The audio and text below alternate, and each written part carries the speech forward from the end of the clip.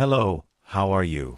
Here I will help you sleep with a crime story that has happened with the sound of comfortable rain.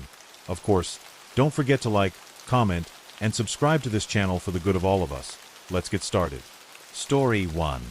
I had been in Bangkok, Thailand, for 3 weeks, staying in a small serviced apartment not far from Ratchada. It was September 2018, and the city was in that unpredictable season where the air felt heavy with the threat of rain but still carried the constant hum of life. That night, after finishing a tiring freelance project, I decided I needed to breathe in the chaos of the streets.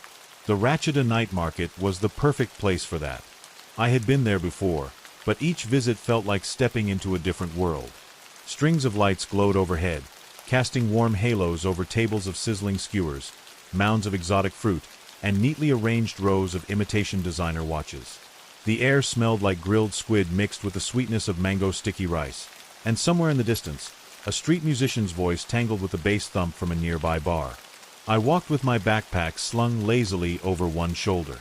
My wallet was tucked in the front right pocket of my jeans, a habit I thought was safe enough. I had 6,000 baht in cash, my bank cards, and my ID inside. I felt secure. Too secure. The crowd was thick that night. Tourists moved in clusters, taking photos and negotiating prices with sellers. Locals darted past with food trays balanced expertly in their hands. I stopped at a leather goods stall, my eyes scanning the rows of handmade belts. I was running my fingers along the grain of one when I felt the slightest pressure on my right side. It was nothing obvious, just the faint brush of a stranger's body against mine, something you'd expect in a crowded market. I glanced sideways but saw only a blur of people passing by. 5 minutes later, I decided to buy a drink from a nearby vendor. I reached into my pocket, and my stomach dropped. The space where my wallet should have been was empty. Completely empty. I froze for a moment, my mind racing. Had I left it somewhere? Dropped it? Oh. I knew I had it when I arrived. Then my eyes caught a man in a black cap, moving quickly through the crowd with an oddly stiff gait. He didn't look back. My body moved before my brain caught up. I pushed past a family taking photos, sidestepped a cart piled with papayas, and followed him. He was fast. Too fast for someone casually shopping. He turned sharply down a narrow lane between 2 stalls, but when I reached it, he was gone. The lane ended in 2 branching alleys, both spilling into different sections of the market. My chest tightened with frustration. I had lost him. I hurried toward the small police outpost at the market entrance. The officer on duty listened quietly as I described what happened. His face didn't change. He had clearly heard this story many times before. He made a radio call, speaking rapidly in Thai, then turned back to me. "This group," he explained in halting English, "they work fast. 1 take, 1 pass. Money is gone before you know." I waited for over an hour. The night around me kept moving. Music, laughter, the clink of beer bottles, but I was detached from it now. The market's glow felt less like warmth and more like allure. Then my phone rang. The officer had called another patrol 2 blocks away after a street vendor reported seeing a man toss something into a trash bin. They retrieved my wallet. The cash was gone, but my ID and cards were still inside, slightly damp from sitting on top of wet cardboard.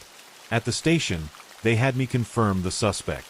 He sat slouched in a plastic chair, wearing the same black cap I'd seen earlier. His expression was blank, as though this was routine for him. The officer whispered that he had been arrested multiple times before for pickpocketing in tourist-heavy areas. The problem was, the cash was almost never recovered. By the time police caught the thief, it had already been handed off to an accomplice. I walked back to my apartment that night with my backpack zipped tight across my chest, the strap looped around my arm. Bangkok still buzzed with energy, but the glow of the market no longer felt entirely safe. I'd come here for the charm of the chaos, but I left with the knowledge that the chaos always has shadows. That night, the city taught me a quiet, sharp lesson. In the heart of its brightness, there are hands waiting in the dark. Remains found in a San Francisco Bay Area canyon on Saturday are those of Michelle Lee, the missing nursing student who disappeared in May. Molly McLaren. 23-year-old Molly McLaren from Kent in the UK was a warm, bubbly, and popular young woman. One of her friends said, "If she became your friend, you were friends for life.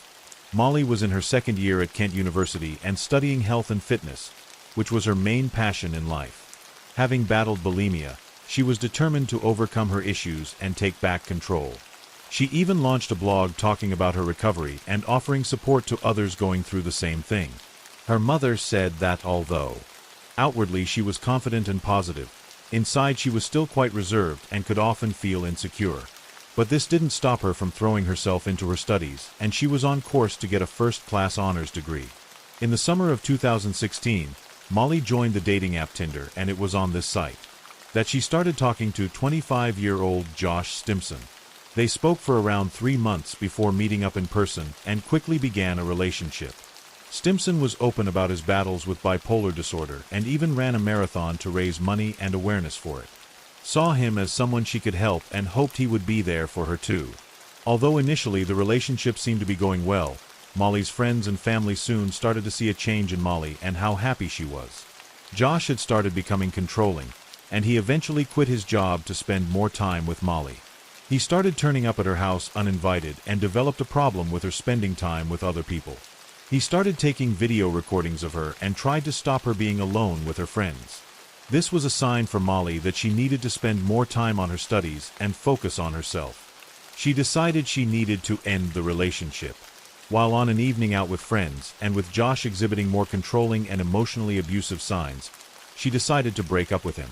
Although she said she felt guilty for doing this publicly, she also felt safe around her friends and in a public place to do this and knew it was the right time.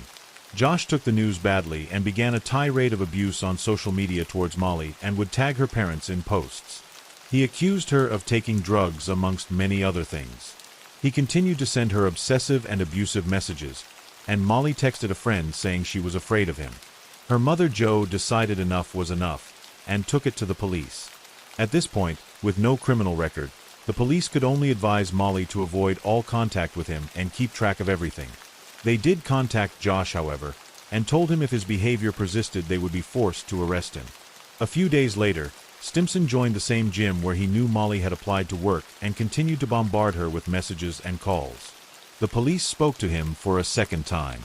Around 5 p.m. on June 27th, he bought a knife from an Asda in Chatham.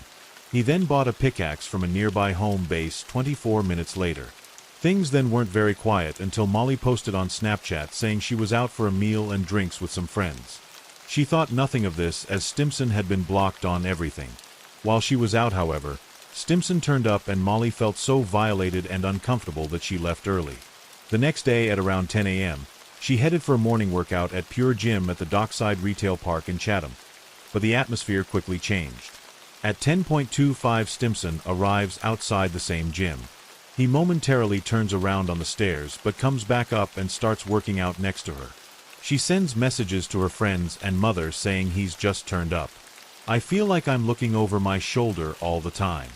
Molly's mum Jo tells her to leave straight away and come home. She has a brief conversation with Stimson before he leaves, again pausing on the stairs for a moment before heading outside. Molly waits a few minutes to leave the gym herself. The events that transpire soon after are nothing short of horrific. Just after 11 a.m., Molly McLaren got into her car in the car park of the gym where she was ambushed and attacked by Stimson, who had been waiting for her. She was stabbed 75 times in a frenzied and brutal attack. In full view of the public, a passerby tried to save Molly by attempting to drag Stimson out of the car, but he was so covered in blood that the member of the public couldn't hold on to him to pull him out.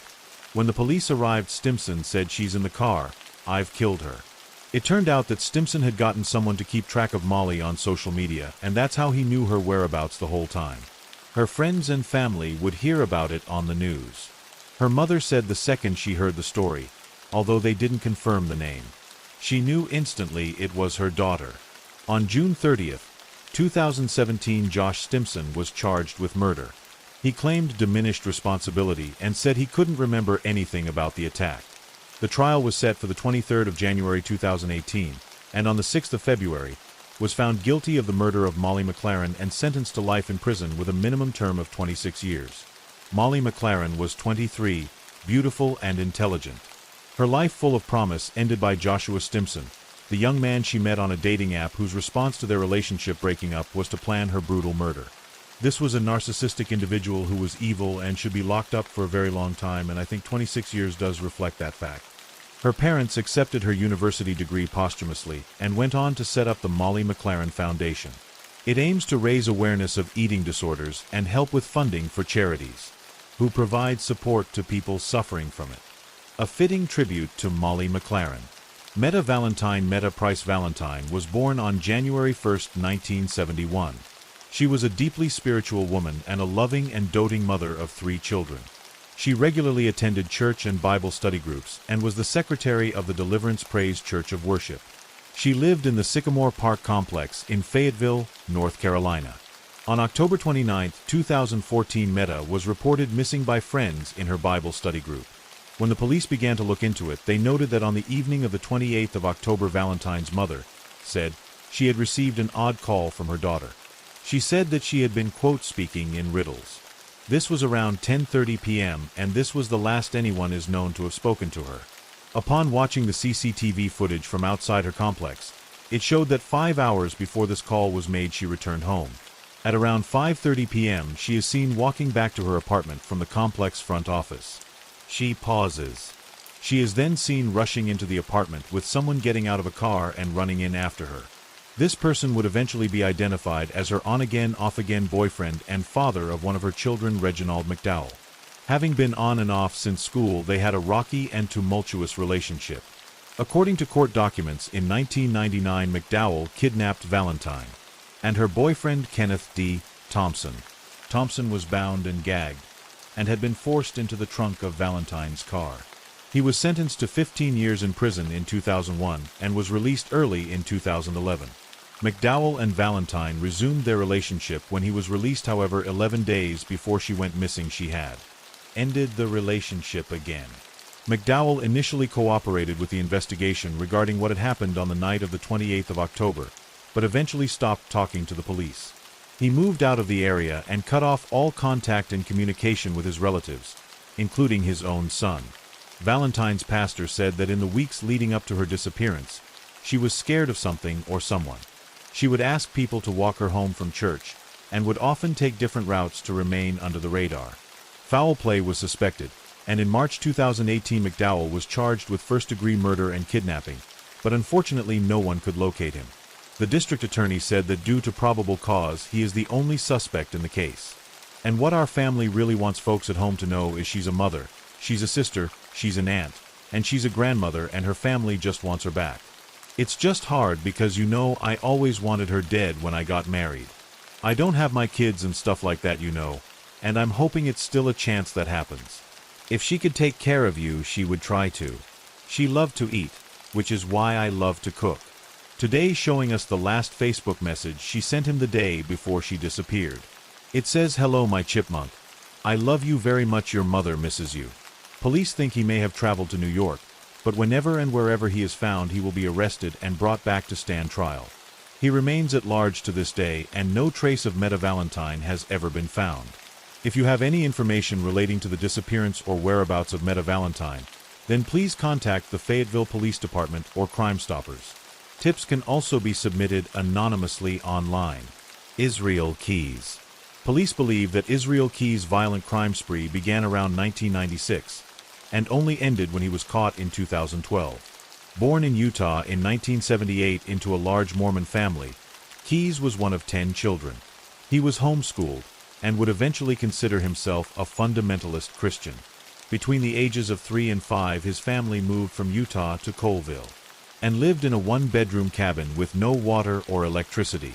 It was here his family met and became friends with a white supremacist and later convicted murderer called Chevy O'Brien Kehoe. In 1998, joined the U.S. and served until he was discharged in 2001. He was said to have been quiet, although he would often drink, heavily consuming whole bottles of bourbon to himself. While he lived in Washington, Keys admitted to murdering 4 people and killing another person in New York.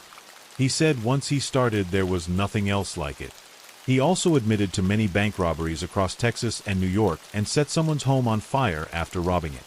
He said he killed a woman in New Jersey and also broke into a couple's home, sexually assaulting the woman and killing both of them. His final victim was 18-year-old Samantha Koenig. She worked at a coffee hut called Common Grounds in Anchorage, Alaska. On the 1st of February, 2012, Israel Keys entered the hut and ordered an Americano.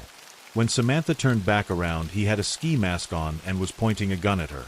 He orders her to turn off the lights and then gags her and forces her out of the coffee shop and into his car. He took her back to his house where he kept her in the shed for the rest of the day and subjected her to a horrific sexual assault and then killed her. He left her body in the shed for 2 weeks while he went on a family cruise. After the cruise was over, he committed more burglaries across Texas before returning to his home where he set a plan in motion, which would lead the police straight to him. He took Samantha's body, applied makeup to her face, and sewed her eyelids open with fishing wire before taking photographs of her holding a newspaper asking for $30,000 in ransom. After this, he dismembered her and dumped her body in Matanuska Lake. In March, he flew to Las Vegas and hired a car to drive to Arizona. He used the disguise as he withdrew $400 from Samantha's account using her card. The security camera picked up the rental car. Just 2 days later, her debit card showed it was being used again in Texas. The police were already looking for the same car that had been spotted.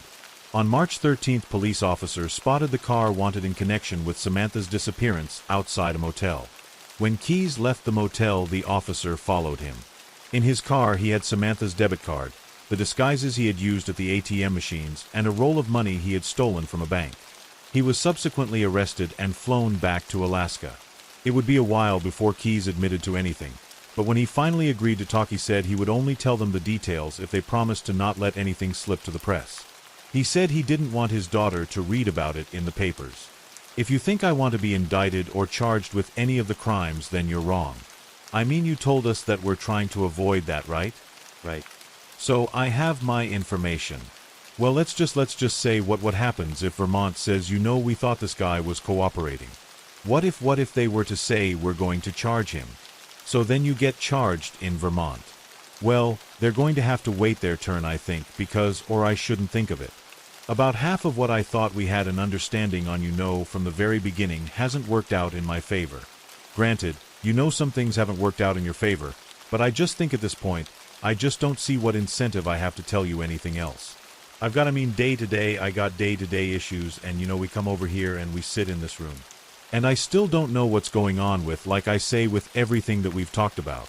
So talking about other crimes, we wanted to kind of pick up where we left off on some things, give you any information that you might be thinking about over the last few weeks, right, related to that. And I think we had some updates on the New York search and things like that, so why don't we start there?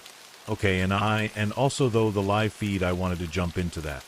Because I know we came over on Tuesday, and we had it set up, we had a couple guys up in Tupper Lake to go over the bankruptcy, a bit of a drive. In all fairness, I never set up a specific day, but it actually would have worked because my attorney didn't show up till that afternoon. 2 months after she had last been seen, the police finally recovered Samantha's body. He eventually confessed to multiple horrific crimes while awaiting trial and said he chose the victims completely at random. The police believe there could be up to 11 victims and possibly even more. On May 23rd, he appeared before a judge at a hearing to set a trial date. He broke free from his steel leg, shackles, and jumped into the first row of seats. Officers had to taser him. On December 2, 2012, Israel Keys committed suicide by cutting his wrists and strangling himself. He left a suicide note that read "Ode to Murder" under his bed. He had drawn 11 skulls in blood. It is likely we will never know the full extent and story surrounding the victims of Israel Keys, but investigators continue to follow up on leads and use Keys' own confession to try and piece together as much as they can. Michelle Lee was a 26-year-old nursing student from San Diego, California. Studying at Samuel Merritt University, she was working at the Kaiser Permanente Medical Center in the San Francisco Bay Area. She worked on the maternity ward, which she loved. Michelle was close to getting her degree in nursing, and was excited for the future that lay ahead. Alongside nursing, she was also a part-time accountant and worked hard to balance everything. Her mother had also been a nurse, but had tragically died of cancer in 1999 when Michelle was just 15. She took on the maternal role in her family, looking after her younger brother and cousin. She never struggled to make friends and was a very popular young woman.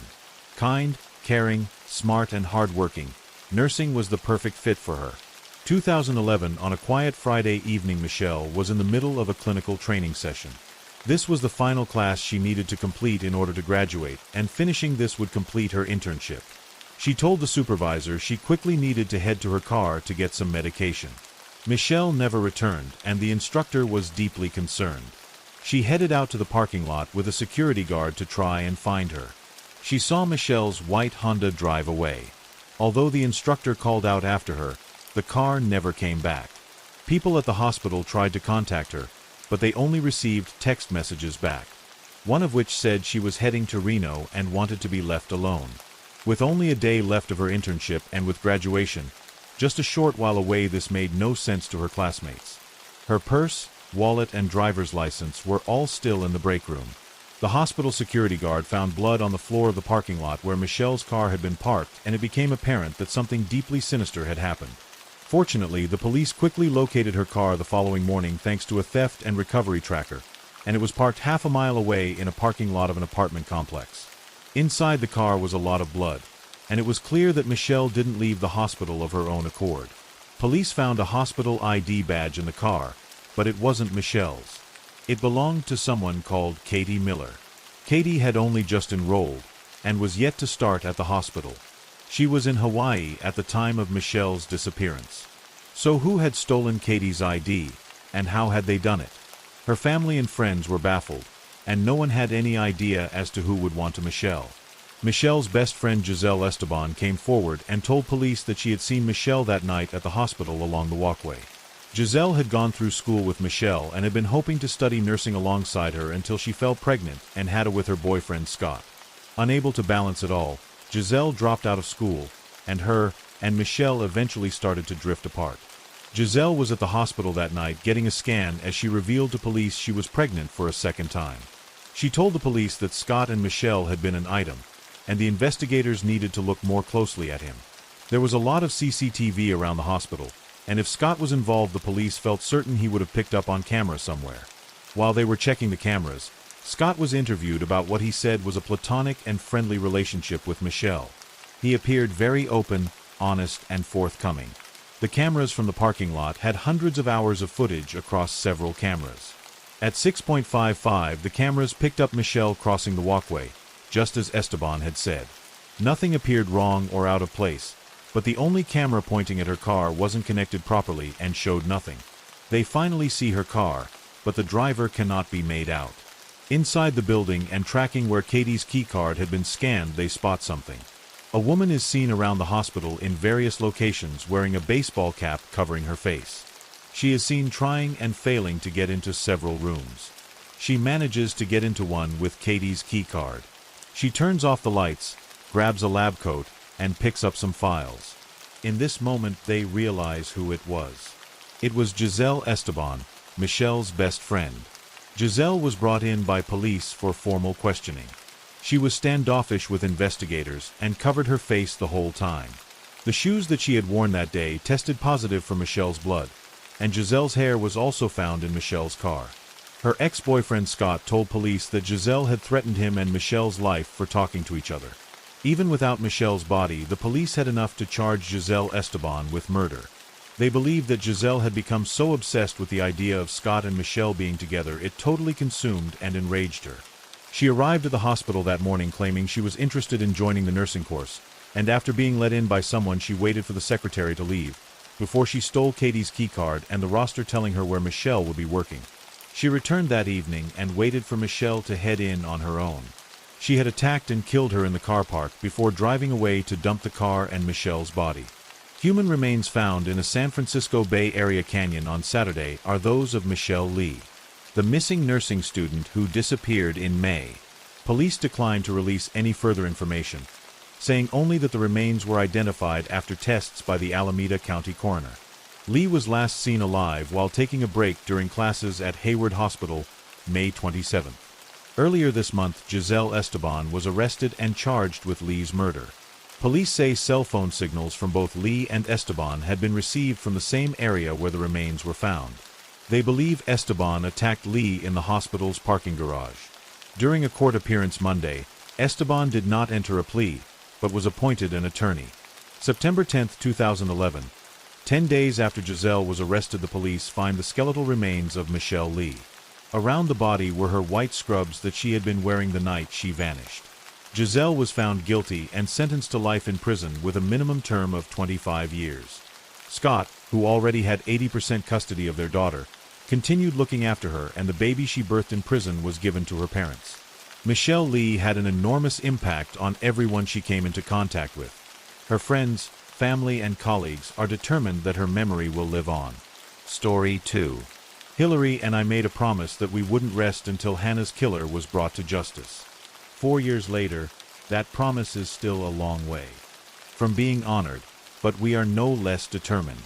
Our lives are now totally preoccupied with achieving justice for Hannah, and this responsibility is physically and emotionally exhausting. Hannah Claire Foster was born on August 31, 1985. She lived in Southampton, England with her parents Hillary and Trevor and her younger sister Sarah. Hannah was a hard-working and high-achieving 17-year-old. She was completing her A-levels and was preparing to study medicine at university. Her ambition was always to be a doctor, and her teachers describe her as a gifted and straight-a student that could have excelled in anything she put her mind to. Happy, smiling, and sociable, Hannah was popular amongst her peers and had a bright and promising future ahead of her. Friday, March 14, 2003, Hannah had made evening plans with her friend Helen to go out for some drinks in Southampton. After they had finished their night at a bar called The Hobbit, they left together and were spotted on CCTV just before 11:15, walking down the high street. Hannah walked Helen to the bus stop, waited until she got onto the bus, said her goodbyes, and carried on walking. Hannah's house was only half a mile away, so she continued on. At around 5 a.m., and with Hannah still not home, her parents sent her a message. She always let her parents know if she had planned on staying out later than expected or if she was staying at a friend's house, and with nothing to confirm either of these were the case, her parents were deeply concerned. By mid-morning, and with still no response, her father made the call to the police. With this being so out of character, the police acted quickly, and their first point of call was to look into Hannah's phone. Fortunately, her phone was still on and emitting a signal. Every time her phone got a text or call from her parents, it pinged off several different locations, and the police began to piece together where she might be. Panic set in when the team realized on the evening of the 14th of March, a 999 call was made from her phone. When the phone call was connected to the police, it was passed on to an automated system known as the silent solutions when the operator couldn't hear any sound on the end of the phone. The system was then disconnected, and there was still no response from Hannah. What also alarmed the police was that her phone was evidently moving rapidly. And this could only mean one thing: it was in a vehicle. This was further corroborated when they played and enhanced the call that was made to 999 that had lasted less than a minute. They could tell from the tape that she appeared to be in a vehicle a lot larger than a standard-sized car, and whoever was in the vehicle with her was an older male with a South Asian accent. Whoever this man was, he was ordering Hannah to keep her head down. It was obvious they were now dealing with an abduction, and every moment was crucial. Signal towers put the phone between Southampton and Portsmouth in the early morning of Saturday the 15th of March, but the phone was now stationary and somewhere in Portsmouth. Using cell phone towers and checking every corresponding location, just 24 hours later, people's worst fears were realized. Hannah's body was discovered in some bushes on Allington Lane, on the outskirts of Southampton. She had been raped and strangled. The semen found on her clothes was put into the National DNA database, but did not come back as a match with anyone. Following the signal tower pings, only a day after this awful discovery, another finding was made. In a recycling plant in Portsmouth, Hannah's bag and phone were retrieved. The hunt was now on to find the mysterious man in the vehicle. Using CCTV alongside the cell phone tower data, the police determined that Hannah's abductor would be linked to one of only 7 vans. The case was moving rapidly, and thanks to a huge tip, just a few days later the police would find the man they were looking for. 41-year-old man and their pal Singh Kohli was an Indian immigrant who was also living in Southampton. He was married with 2 children and worked for Hazelwood Foods as a sandwich delivery driver. Crime Watch launched an appeal using reconstructions, asking for help with any information about the vans, times, or locations in question. A supervisor of Hazelwood Foods contacted the police with his suspicions surrounding Kohli. He said that his delivery route was consistent with the area in question, and when he came back to work the following day, he had a scratch on his face, and left early due to what he said was a bad back. The police wasted no time in following this up, and when they ran his details, they found his name was linked to one of the vans they were looking for on the CCTV footage. Cell phone tower blocks put Hannah's phone near the M27 and M275 in Hampshire, and the CCTV footage showed Coley's van traveling down these stretches of motorway. It also showed him at the recycling center around the same time Hannah's phone stopped moving. When they located and seized his van at his place of work and inspected it, they found blood and semen in the back, both of which matched what was found on Hannah's clothes. Mananderpal Singh Coley had gone from being a person of interest to the only suspect. On March 18th, the police's case took a massive blow. They arrived at Coley's address to arrest him, but found the house completely empty of everyone and everything. Coley had left the UK and traveled from Heathrow to Delhi. Coley's wife told the police he had flown out to see his dying mother and did not know when he planned on returning. Little did the police know this would set in motion a 5-year-long battle to bring Hannah's killer to justice. For just over a year, the case stood at a standstill. Indian police services weren't able to make Hannah's case a priority, and the coverage in the media was sparse and short-lived. The police wondered if Coley's immediate family might be hiding him somewhere and supporting him financially. That theory quickly faded when Coley's own father told the media that if his son had committed these crimes, he needed to face the consequences. He assured the media he would never protect him.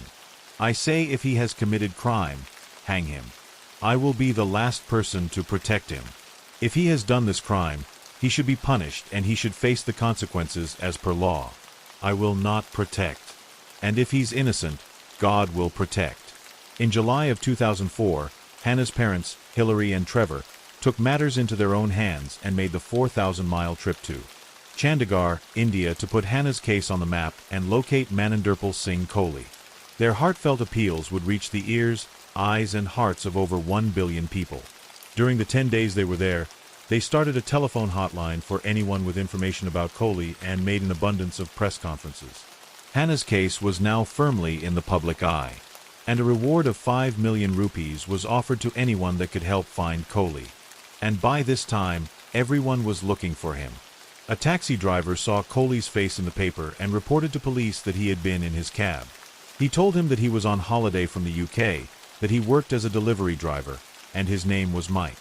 He had formed an entirely new identity and had even married another woman, despite it being bigamist. In a televised interview on July 28, 2004, Coley confessed, "I abducted, raped and killed Hannah Foster. And I want to unburden myself.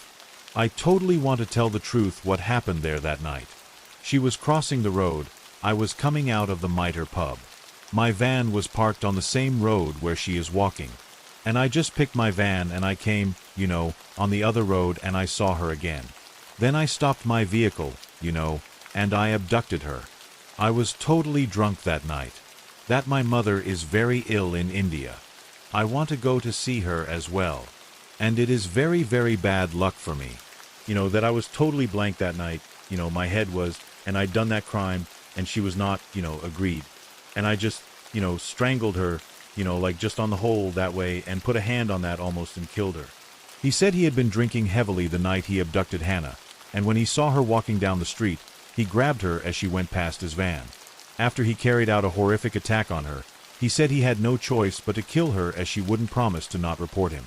As quickly as he'd made it, he would retract this statement and claim he was forced to say it. He was held in custody in New Delhi, and the next 3 years were long and arduous. Hannah's grieving family waited on news of Cody's extradition to the UK so that justice could finally be served. In New Delhi, the case underwent 100 court proceedings and was appealed 35 times. "This delay is unfair on us. And if the accused is innocent, just as unfair on him. No one is benefiting from this delay. Nobody can get on with his or her life until the decision is reached on extradition. It can't be allowed to drag on indefinitely." 3 years later, in June of 2007, the call was finally made to extradite him to the UK. And as soon as Cody touched down at Heathrow Airport on the 28th of July, he was arrested and charged with kidnap, false imprisonment, rape, murder, and perverting the course of justice. But the trial would not prove simple. Despite the evidence against him, including his own admission, Coley pled not guilty, forcing Hannah's family to relive the horrors of the case. The trial began in October 2008 at Winchester Crown Court. He would later change his statement and claim he was forced to rape and kill Hannah because a gang of criminals made him do it. These protests of innocence would prove futile, and he was found guilty on all charges. He was sentenced to life in prison with a minimum term of 24 years. Well, perhaps the end of the city nightmare. Of course, it's too early to tell. But also time for closure for the family of British teenager Hannah Foster, raped, murdered 5 years ago. The Indian taxi driver, Mindarpal Singh Kohli, accused of raping and murdering her, was today sentenced to 24 years in jail in a UK court. This is 5 years after he committed the crime. The 17-year-old was raped and murdered after a night out in Southampton in March 2003. Kohli will in all probability walk out of jail after serving his recommended minimum sentence and resume his life in the outside world. This man callously deprived Hannah of her primary human right, the right to love. This sentence gives him the right to a second chance at love. The second chance he never gave Hannah. Despite Kohli's relentless attempt to cover up his crimes, creating a new identity and life in another country, and his attempts to pervert the course of justice, the truth eventually caught up with him. Thanks to the tireless work of the police in both the UK and India, an incredible battle that the Foster family fought for Hannah, justice was finally served. Story 3. It's pretty clear to us. We don't believe she went off the road. We really don't believe that. No, exactly. She's not that stupid. She's not that stupid. You really have to make an effort to get lost. And they're really not going to do that. Lisanne Frum was a positive, intelligent, and passionate young woman. She was a keen volleyball player and loved the outdoor life. Chris Kremers was 21 and was described as a creative, reliable, and responsible girl. As well as living together, they worked together at the same restaurant. Being a year ahead of Lisanne had graduated with a degree in applied sciences from Deventer. And Chris had just finished her studies in cultural and social education, specializing in art education at the University of Utrecht. The girls had spent 6 months planning and saving up for a 6-week-long trip to Panama. This would be both a vacation and a chance to expand their skills and education. They planned on spending time hiking and enjoying the views, alongside volunteering with the local children, learning Spanish and teaching the arts. This was an incredible opportunity for the young women, and they couldn't wait to get there. Chris and Lisanne boarded a plane from Amsterdam to Costa Rica, and from there they boarded a bus to Panama. On the March 15, 2014, the girls arrived in Panama. They toured for almost 2 weeks before settling in with a local family on March 29. Just before midday on April 1st, they took one of the host dogs named Arzel and set off for a hike near the forest that surrounded the Baru volcano. Before they left, they met for brunch with some of the other Dutch tourists and were spotted by several people around the town. They then headed to a route called the Pianista Trail, not far from where they were staying. The hiking trail was popular with tourists and locals alike. With its breathtaking views and landscape, it's easy to see why. They were on social media frequently and spoke about their hiking plans for the day on Facebook. Later that evening, the dog returned home, without Chris and Lisanne. There had been no contact with the girls all day. This was extremely concerning, as they had both been in regular contact with friends and family via phone and social media since the start of their trip. The hosts were scared that something sinister had happened and contacted the National System of Civil Protection, or the NSPC. However, for unknown reasons, this was not followed up on straight away. The first search for the girls was actually conducted by local volunteers that knew the area. Well, the following morning, both girls missed an appointment that they had made with a local tour guide, and another day were passed with no sighting or word from either of them. Finally, on the 3rd of April, an official area search of the hike began. Volunteers were on the ground on foot, and also searching. The girls spanned a vast area, and with a peak height of over 1,800 feet. A thorough search would take a substantial amount of time. 3 days later, the parents of Chris and Liz arrived in Panama to help find their daughters. Police, sniffer dogs, and the girls' parents embarked on a 10-day-long search to find them, and $30,000 was offered as a reward. The girls' parents didn't believe they would have veered off the set path, and it just didn't make any sense to them. We're going back. It's pretty clear to us. Well, we don't believe she went off the path. We really don't. No, exactly. She's not that stupid. You really have to make an effort to get lost, and they're really not going to do that. If something had broken, they would definitely stay on the path. There are no steep hills or ravines along the path where you can stumble and not be seen anymore. It's good to have believed it yourself now. A whole lot. And we can see with our own eyes that you can't go anywhere if you walk on the path. The only thing you do when you think it's too late is turn around and go back. Exactly. Although police and locals were searching the area, and the search moved quickly, nothing would turn up and more questions than answers arose. For 10 weeks, the case was effectively cold until one of the locals found the first key piece of evidence on June 14th. A backpack, later identified as Liz Ann's, was found along a riverbank in Alto Romero. This was around a 14-hour walk away from the trail that the girls had embarked on. The bag was in perfect condition. It wasn't wet or damp, and appeared to not have been damaged by the elements. The woman who found the bag said although she couldn't be sure how long it had been there, she was positive it couldn't have been there long, and she hadn't spotted it in the days before. In the bag was $83 cash, 2 pairs of sunglasses, Liz Ann's passport, Chris's medical insurance card, an empty water bottle, a camera, and both girls' bras. Also inside were Chris and Liz Ann's mobile phones. Everything inside was in perfect condition, neatly packed and undamaged by the weather. The rucksack wasn't high-end or especially waterproof, and questions surrounding how the bag and the contents had stayed in such good shape in a humid and wet rainforest for the last 2 months started to be asked. There were also many sets of fingerprints found on the bag, but these were never fully analyzed, and it remains a mystery as to whose they were. Fortunately, when the phones from the backpack were switched on, they still worked perfectly. The authorities were able to start painting a picture of the hours leading up to their disappearances. Only a few hours after they set off on their hike, a call to 112 was made from Chris's iPhone 4. Dialing 112 from any country in the European Union will connect you to emergency services.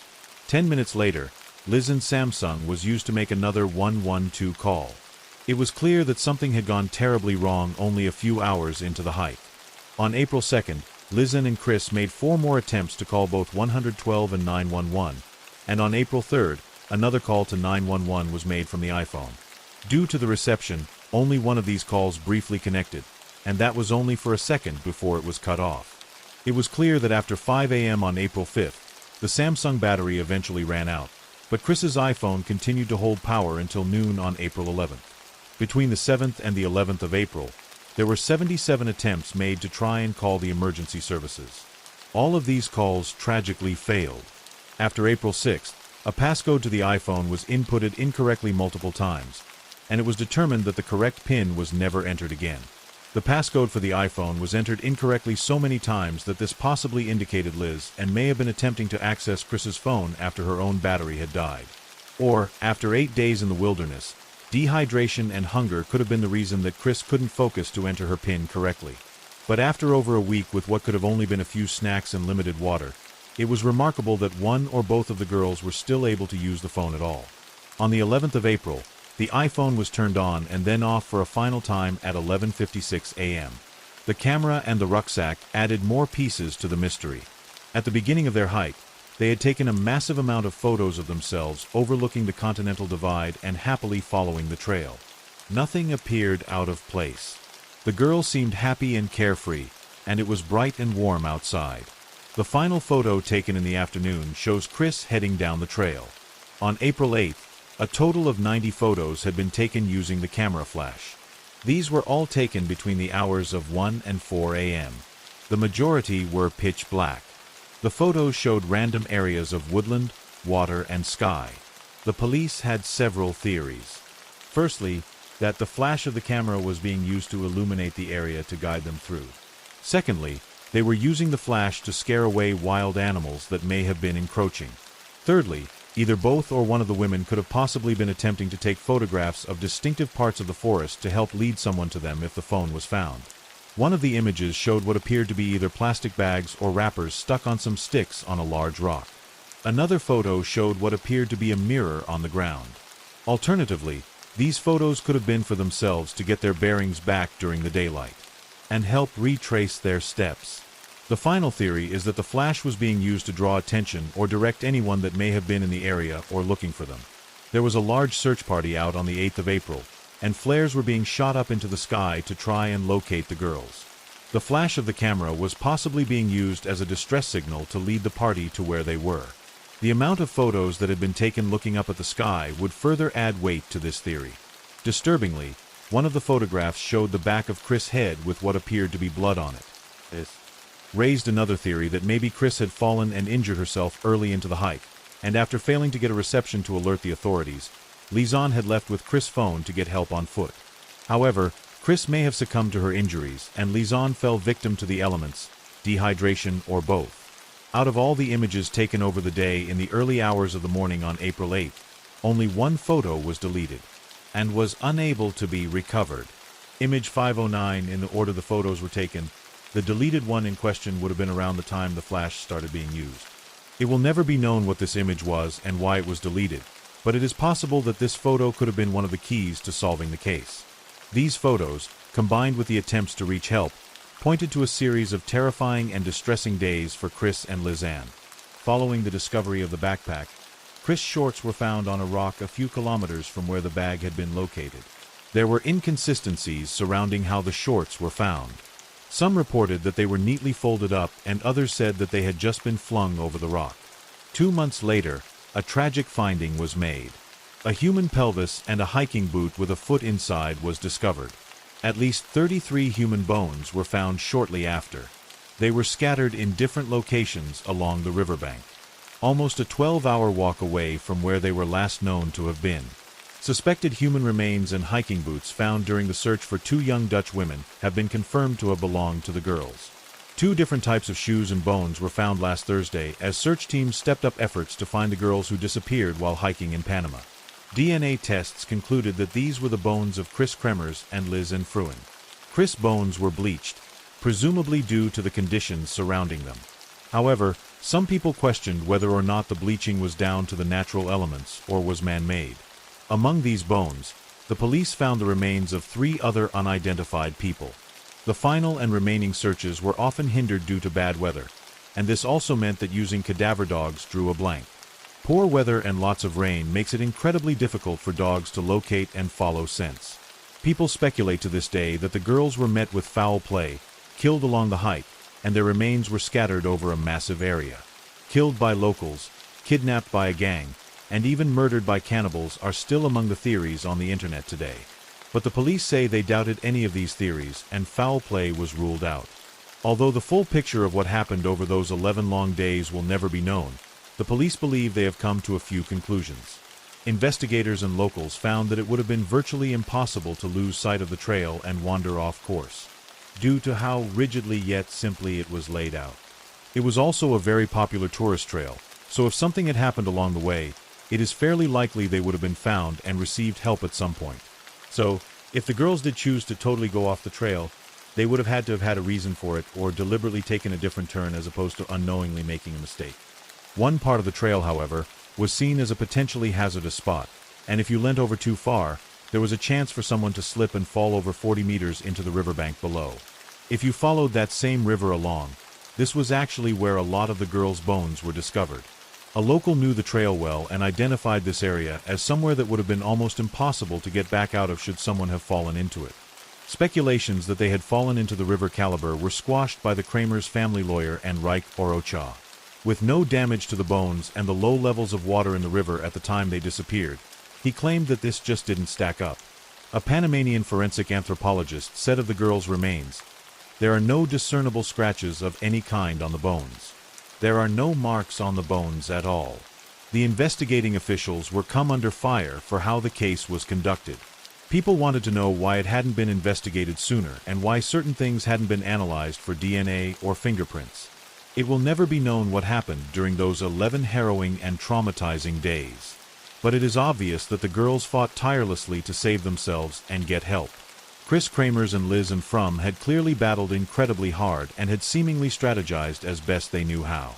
Their family and friends still search for answers and have never given up hope that they might one day find out what happened to Chris and Liz and on the Pianista Trail in Panama. Story 4. It's a cliff on both sides. Oh my gosh, this is crazy. All camped out, everything was awesome. I woke up, and I woke him up, And I said, "Where's Lauren?" And he said she got up a while ago. He was like, "But I mean I didn't feel her or anything." And I said, "Okay, have you seen her since?" And he said no, and I asked how long, and he said he wasn't sure. Honestly, I wasn't really worried about it, because I didn't think anything of what happened. We were like, well, maybe somebody came and got her. And then we went down to the boat dock and we waited and waited and waited, and it almost seems like I'm a suspect right now, but I know you guys were just doing your job. She didn't have her shoes. She didn't have her keys, wallet, phone, and she would not leave without that stuff. Lauren Agee was a 21-year-old student from Hendersonville, Tennessee. She lived with her mother Sherry, stepfather Michael, and her 3 siblings. She was in her second year studying criminal science at university and had recently started a great relationship.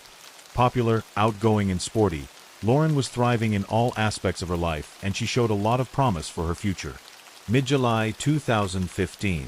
Just a few weeks shy of her 22nd birthday, Lauren told her mother Sherry that she had been invited to go to Wakefest on the last weekend of July.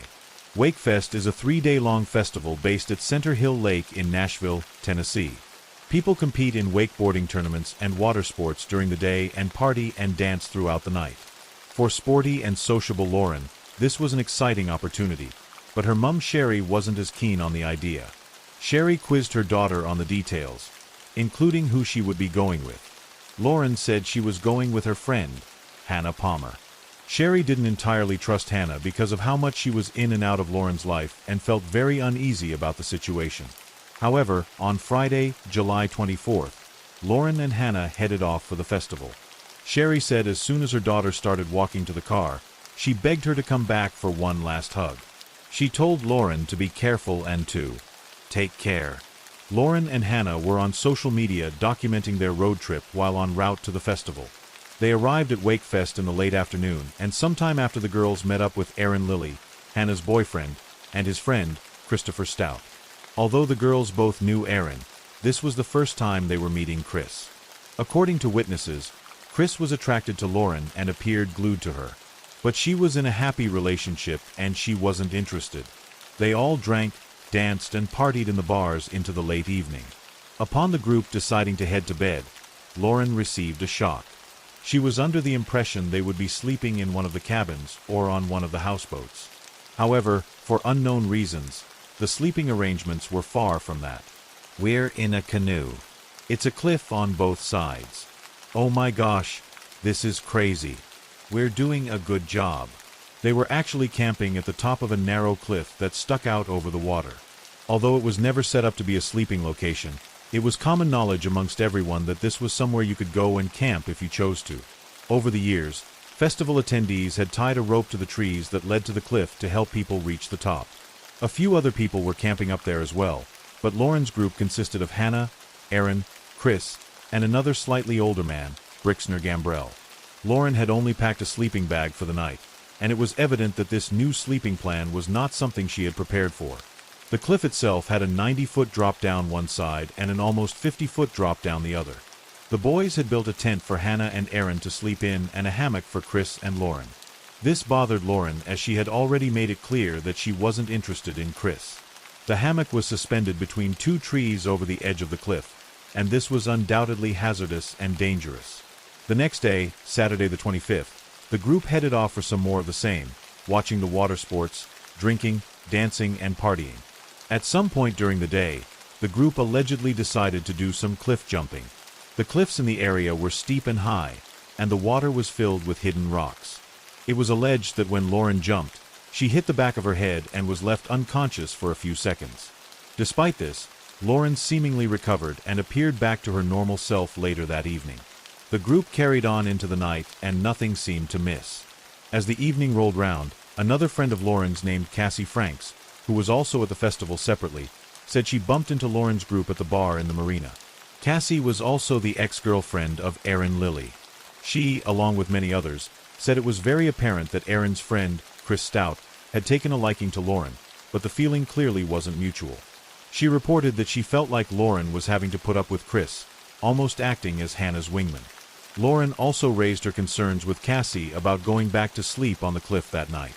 Cassie knew the fear that Lauren was feeling all too well, as she had spent a night up there a few years prior. Lauren was so nervous that she asked Cassie if she could stay with her group instead. Cassie said she had to decline as they had no more room. At some point during the night, Lauren sent texts to one of her friends saying that she wanted to come home and was no longer enjoying herself. She said her friends were being mean to her and she just wanted to leave. Eventually, the group decided to call it a night between 2:30 and 3:30 a.m. The next morning, Hannah, Aaron, and Chris said they all awoke to find Lauren missing. Her belongings were all still by the hammock, but Lauren was nowhere to be seen. However, they didn't raise the alarm. They said that they had just assumed she had simply headed off down the cliff to start enjoying the day without them, but she'd left her shoes, phone, and purse. So although possible, this theory didn't seem to make much sense. Sherry was now panicking as she hadn't heard from her daughter since the Saturday, and it was now Sunday. She began frantically calling and texting her daughter, but to no avail. Tragically, at 4:30 p.m. that Sunday, a fisherman and his son made a gruesome discovery. Lauren Agee was face down and floating in the water. It was evident that she had been dead for some time. The police arrived on scene and began a recovery process. While this was happening, Aaron Lilly paddled around a corner in a canoe and went straight over to the police. He asked if they had seen his friend, as she had gone missing. Harry and Deanna Elder, a couple who were also on the scene, said this encounter played on their minds. There had been no announcement to say that a body had been found in that location, and the timing of Aaron's entry onto the scene seemed odd. One of the officers on scene would later say that he believed Aaron had staged this encounter, and that the group likely already knew where Lauren's body was. Aaron, Chris, and Hannah were all brought back to the mainland and questioned. According to police, Aaron and Chris's demeanors appeared nervous. Aaron was overheard telling the others not to mention anything and to let him do the talking. Neither Aaron, Chris, or Hannah mentioned Bricks and Gambrill in their statements. Although no polygraphs were ever performed, they were all questioned individually, and the stories and accounts that the three had began to change and differ massively. Despite all of Lauren's belongings being there, Aaron Lilly claimed that she had stayed at the bar in the marina and never came back to the cliff with them. This was disputed by Detective Chris Yarchik. He was an off-duty police officer working as security for Wakefest. He remembered seeing all four of them in a canoe heading for the cliff that night, sometime around 2:30 a.m. Aaron Lilly would later change his story and said that he believed Lauren had headed off to the cliff to meet an old boyfriend. Hannah Palmer told the police that Lauren had left that morning and joined a boat of unknown people. She assumed that she had gone to spend the night with them and would return in the morning. However, during a Skype interview, would later say that she wondered if Lauren had gone to the toilet during the night and fallen off the side of the cliff. As for Chris, who Hannah and Lauren met that weekend, Hannah explains why she didn't call Lauren's parents and authorities that morning when Lauren was gone. That Skype interview was interrupted by Aaron phoning Hannah, telling her to end Christopher Stout's written statement. He referred to Lauren as and said that Lauren had returned to the campsite for only a few minutes before saying she was leaving to meet an ex-boyfriend. He said he had then fallen asleep and didn't feel her get out of the hammock that they were both in. Just one day after the festival had ended, he spoke about how good the weekend had been on Instagram, showing no signs that anything sinister had occurred. In the background of the shot, Hannah and Aaron are also visible. It remains unclear as to whether or not Brixton Gambrill gave any form of statement. Some of the interviews were recorded and the group could be heard giving various different accounts. Do you think she went back after y'all went to the cliff? I honestly don't know. My honest opinion is she got up to go to the bathroom and slipped. You know, we all drank, had a good old time. Eventually, we ended up making our way all the way back to the camp. I woke up and I woke him up and I said, "Where's Lauren?" And he said, "She got up a while ago." He was like, "But I don't mean, I didn't feel her or anything." And I said, "Okay, have you seen her since?" And he said no. And I asked how long. He said he wasn't sure. I know she probably went to pee, but she didn't have her shoes, she didn't have her keys, wallet, phone. And she would not leave without that stuff. An autopsy was carried out and determined that Lauren's cause of death was blunt force trauma and possible drowning. She had a broken nose and fingers, and her body was bruised and battered. It was also determined that she had very little water in her lungs despite being submerged. Her blood alcohol level was twice the legal limit. She also had some distinctive markings and impressions on her body, including a triangle shape on her chest. Detective Chris Yarchik, who had watched her leaving that night, also helped in the recovery of Lauren's body. He said that he saw what he believed to be a bite mark on her chest, as well as substantial bruising to her thighs. He suggested at the time that a rape test kit be done, but no such test was performed and her body was never swabbed for DNA. 911 calls were lost, text messages were erased, and recordings of some interviews weren't made, and the crime scene was completely contaminated. It was eventually concluded that she had fallen down the side of the cliff while intoxicated, and her death was ruled as an accident. It was also determined that there was no foul play involved, and it was nothing more than a very tragic drunken incident. With this, DeKalb County Sheriff's Department closed the case. Sherry's gut instinct told her that this was wrong and begged for the case to be re-examined. These requests were all denied. Hannah Palmer, Chris Stout, Aaron Lilly, and Brixton Gambrell were never considered suspects by the DeKalb County Sheriff's Department. Hannah and Aaron married and moved to Florida, where they had a baby. Chris Stout was in and out of jail due to various parole violations and DUIs, and Brixton Gambrell moved out of state and obtained a lawyer. None of them attended Lauren's funeral, and none of them have commented or publicly engaged with the case since it closed. Cassie Franks, Lauren's friend and Aaron's ex-girlfriend, agreed with Lauren's mother Sherry, and she had concerns about what had happened that night too. She said that Aaron was violent with her during their relationship, and that he had choked, bitten, and beaten her. Cassie had taken pictures of her body after these attacks, and even offered them to the DeKalb County Sheriff's Department. However, they declined to look at them, stating the case was closed and Aaron wasn't a suspect. Aaron also had a history of DUIs, as did Chris Stout. Just days after Lauren had been laid to rest, Sherry received a phone call from Ryan Mallinson, an officer with the White County Police Department. Ryan, along with Chris Yarchik, was on scene when Lauren was found. Sherry said that he told her the investigation was not handled correctly and he believed that the people she was there with were somehow involved in her death. Sherry then spoke with both he and Detective Chris Yarchik. Both were deeply concerned by the behavior they had seen from both investigators and Lauren's friends.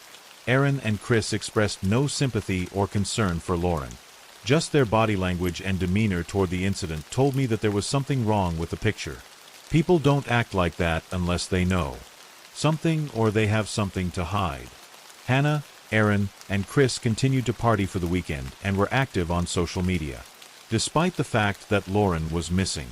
Yarchik believed that the strange triangular print upon her body was a match for the tip of a canoe, exactly like the one he saw them heading off to the cliff in. However, that theory was quickly thrown out by the sheriff's office. They said that the mark had been made while pulling her onto the rescue boat. Yarchik, among with many others, believed that Lauren had already died when she went into the water, which could have explained the lack of water in her lungs. However, as Yarchik wasn't an officer with the investigating department, he had no authority to reopen the case. He did, however, encourage Sherry to pursue it. Off the back of this, Sherry hired a private detective by the name of Sheila Wysocki, and her first course of action was to have Lauren's autopsy notes re-examined.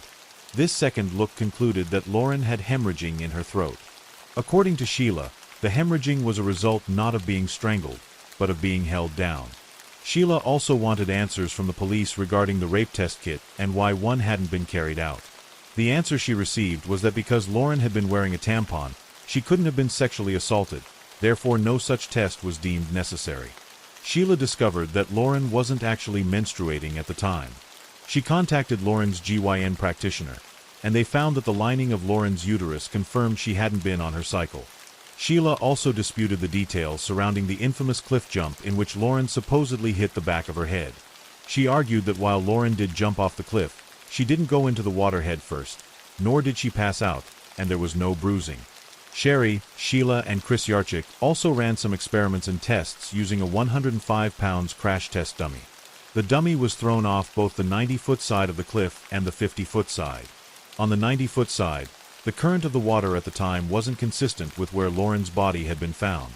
If she had fallen in, she would have floated towards the marina in the opposite direction.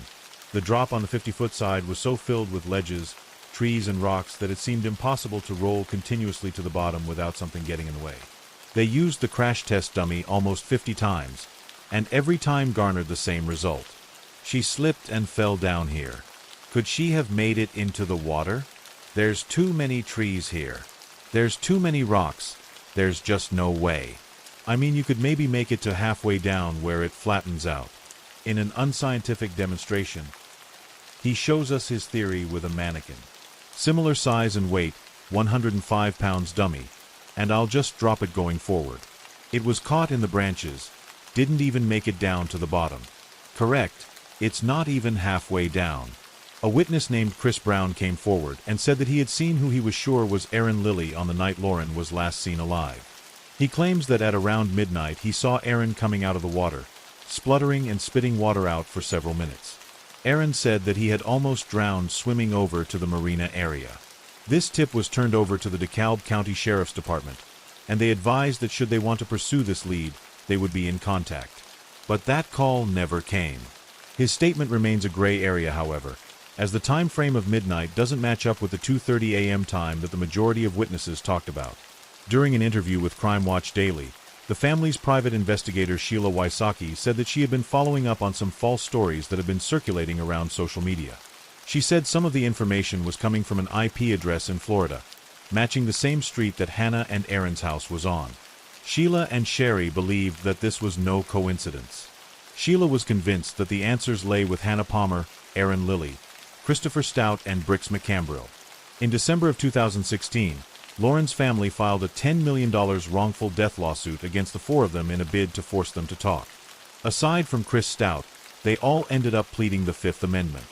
Because Chris Stout was in jail at the time, pleading the Fifth may have impacted his sentence, so he took part in a deposition.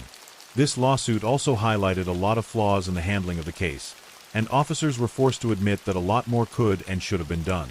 In March of 2017, Sherry's wrongful death lawsuit against the group was dismissed, ruling that there was insufficient evidence. Circuit Court Judge Jonathan Young threw the case out, deeming it to be ridiculous and pulled out of thin air. Sherry was told that it may only be possible to proceed if she agreed to a gagging order, preventing her from talking about the case publicly, something she felt would hinder rather than help. Their opinions were not based on any relevant scientific methods, processes, and data, and seemed to be just pulled out of thin air. Court finds that the plaintiff has not produced any shred of evidence that anyone intentionally harmed Ms. Agee. After the lawsuit was thrown out, over 20,000 people signed a petition begging for the case to be reopened. At the start of 2019, the Nashville Court of Appeals overturned the ruling made regarding Hannah Palmer's potential involvement in the case. It was unanimously referred to as a clearly erroneous assessment of the evidence. The court ruled that Sherry absolutely had a clear and legal right to sue for wrongful death. Despite all of this, the case currently sits in limbo, and Lauren's family and Shiga Wysocki continue their fight for answers and justice for Lauren Agee. At this stage, it is unknown whether or not the full story about what happened that night will be brought to light. But Sherry Smith is determined to fight for her daughter for as long as it takes. Story 5. I'm still convinced that people are lying to us. I'm still convinced that people close to Claudia have told us lies, and I'm determined to make sure that we give them the opportunity to come forward with the right information. If they continue to lie and we prove they're lying, they'll be arrested. On the February 27, 1974, Peter and Joan Lawrence welcomed their second child into the world, a little girl named Claudia. Peter Lawrence was a highly respected and successful solicitor, and the family lived comfortably in Yorkshire. Claudia was educated at the prestigious York College for Girls and by all accounts had a very happy childhood. Although her parents would later divorce, Claudia remained close to both of them. She was sociable and friendly and had a great group of friends.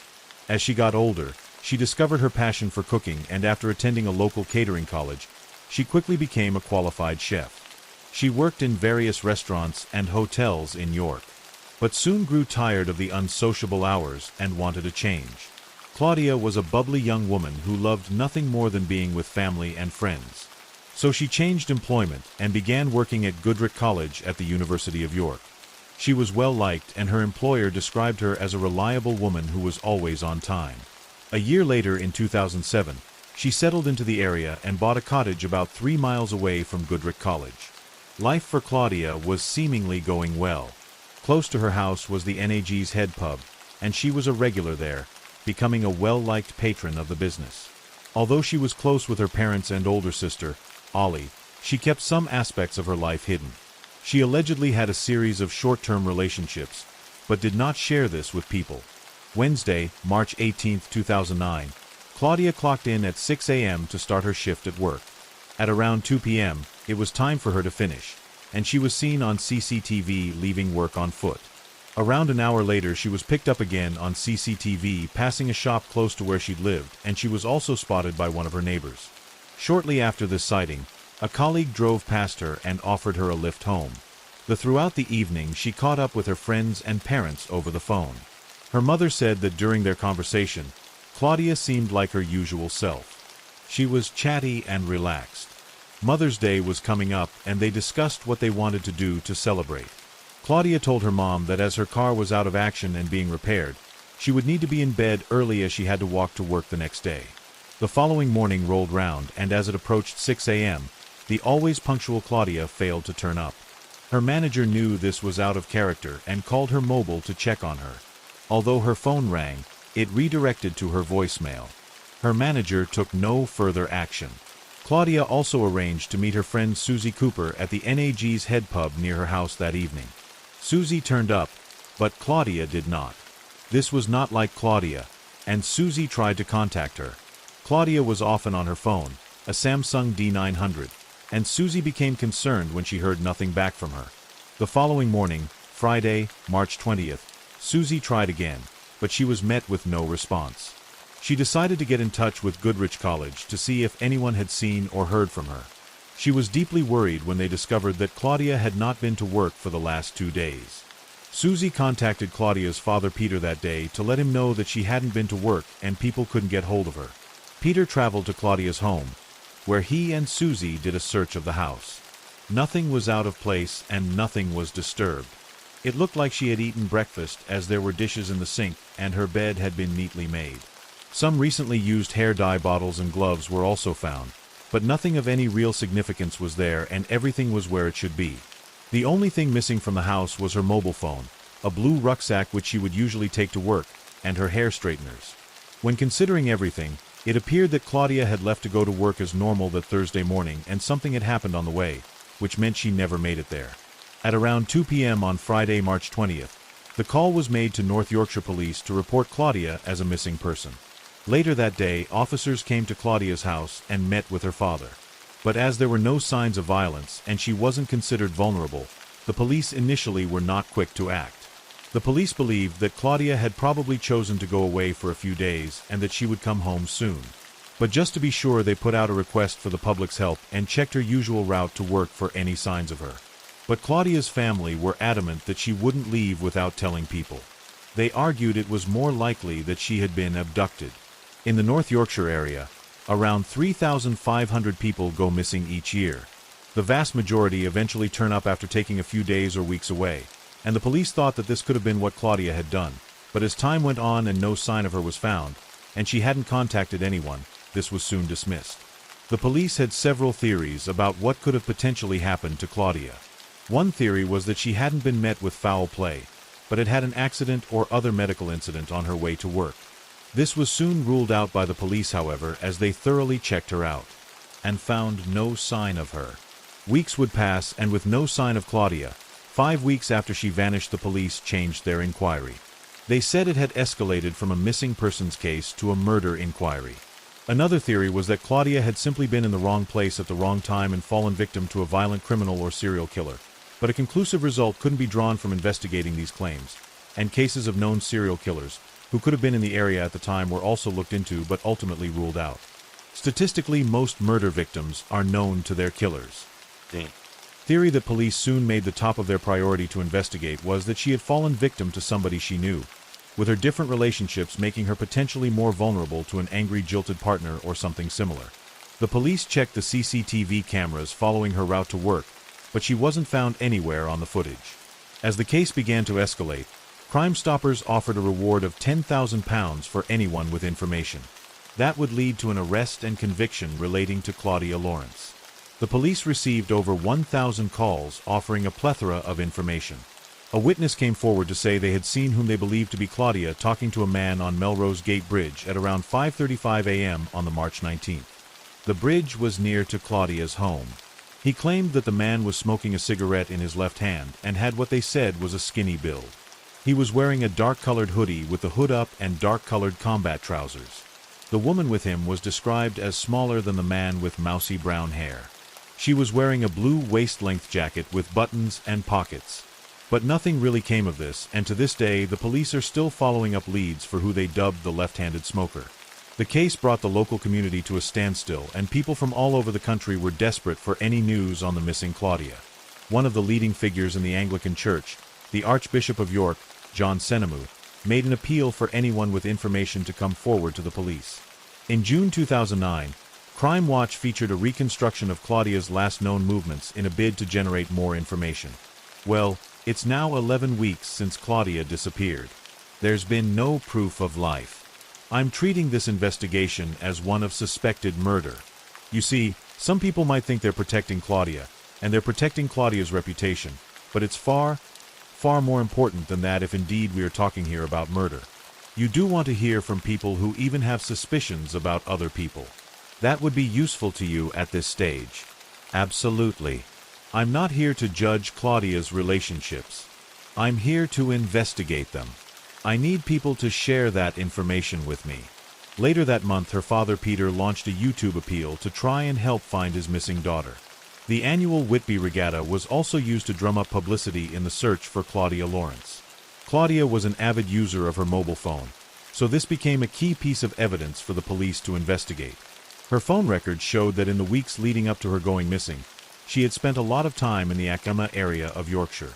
Claudia's phone was still on until just after midday on Thursday 19th. It was then deliberately switched off. Cell phone tower data indicated that her phone had not left the local area during the time it was on. After examining the records further, they found that on March 18th, the day before she went missing, she received a text message at 8:30, which she replied to. But just 45 minutes later at 9:15, she got another text, which she did not respond to. It was reported that the last text Claudia received was from a man who lived in Cyprus. Following on from the text message she received, in September of 2009, the police revealed that they had extended their search to Cyprus. She had holidayed there several times, and was also believed that she had looked for job opportunities there too. The man in charge of the investigation, Detective Superintendent Ray Galloway, said she knew several people who lived there and had received different job offers while visiting. He said that some of the people who had been spoken to were reluctant to offer information. Several months had passed with still no sign of Claudia Lawrence. Christmas and New Year's came and went, and her family faced their first painful holiday without their beloved daughter and sister. In March the following year, the police began searching Heslington and York based on information they had received in the previous few days. On the 24th of that month, a muddy track near a play park was searched, and the next day the search was moved to a field near the University of York. These searches, however, would turn up nothing. It was later considered that the search had been prompted by somebody providing false information. Detective Superintendent Galloway said that Claudia's relationships and love life could provide an explanation into her going missing. A journalist for Sky TV stated this was the only missing persons case they had covered where they had been threatened and warned to stay away. Not once, but twice. After an extensive initial investigation, the most likely theory police believed probable was that Claudia had left for work that morning and that she had been abducted and murdered by a local man she knew. 4 years would pass and Claudia's family were still no closer to finding out what had happened to her. In June 2013, the North Yorkshire Police announced that they had formed a new major crime unit costing £300,000. In October of that year, they revealed they were opening several cold cases, one of which was Claudia Lawrence. The squad at the Major Crimes Unit re-examined the case and also conducted new forensic searches of her house. Science had moved on since the initial investigation, which allowed for more advanced techniques to be used. During these further tests, they found male DNA on a cigarette but in her car. 5 years to the day after her disappearance, Crime Watch aired CCTV that had been discovered back in 2009. It showed a silver Ford Focus hatchback driving along the road she had lived on. The CCTV showed that as the car approached Claudia's house, the brake lights came on. Another vehicle that the police wanted to track down was a white Vauxhall Astra van that had been picked up on a bus's camera. It was parked on the opposite side of the road across from Claudia's house, and was there for at least 30 minutes around 9 p.m. on Wednesday, March 18th. Before long, the case would take a surprising turn. Demolin was now heading the investigation, and several arrests were promptly made. All the men arrested were believed to have either had relationships with Claudia or had insight into said relationships. In May 2014, the police arrested a 59-year-old man on suspicion of murdering Claudia Lawrence. Barely a mile from Claudia Lawrence's home, a police forensic team is at work searching through a semi-detached house after arresting a 59-year-old man this morning on suspicion of murder. But in November, he was released from bail without charge. In July 2014, another arrest was made. Paul Harris was the landlord of the Cone Pub and was arrested on suspicion of perverting the course of justice, but he too was released without charge. He explained that his only connection to Claudia had been that she had had a drink in his pub in the weeks leading up to her going missing. And apart from that, he had no relationship with her. It's almost 6 years since Claudia, a chef at York University, vanished. The man leading the case told me he's convinced some police have already spoken to her holding back. Is everybody being honest with you? I don't think people are being completely honest with us, and those particularly closest to Claudia and associates. I still think there's information they are not divulging at the minute. For whatever reason, I would encourage them to come forward. Police believe if something did happen inside Claudia's house, on a main road, the back alleyway would have been the logical route out. The focus on this alleyway brings the investigation back to where it began, back to Claudia's home. Officers say there can still be new leads and things to re-examine, even after all this time. On the 6th anniversary of her disappearance, police released CCTV that was spread through the media like wildfire. At 7:15 p.m. on the March 18th, just a day before she was considered missing, cameras near her home picked up some interesting footage. The footage shows an area near an alleyway at the back of Claudia's house. A person is seen walking towards the alley. Just over a minute later, they walk back out. Someone else is crossing the road ahead, and the person walking pauses to let them pass. The footage unsettled many, and the police urged the public to help find who these two people were. 2 key questions from police.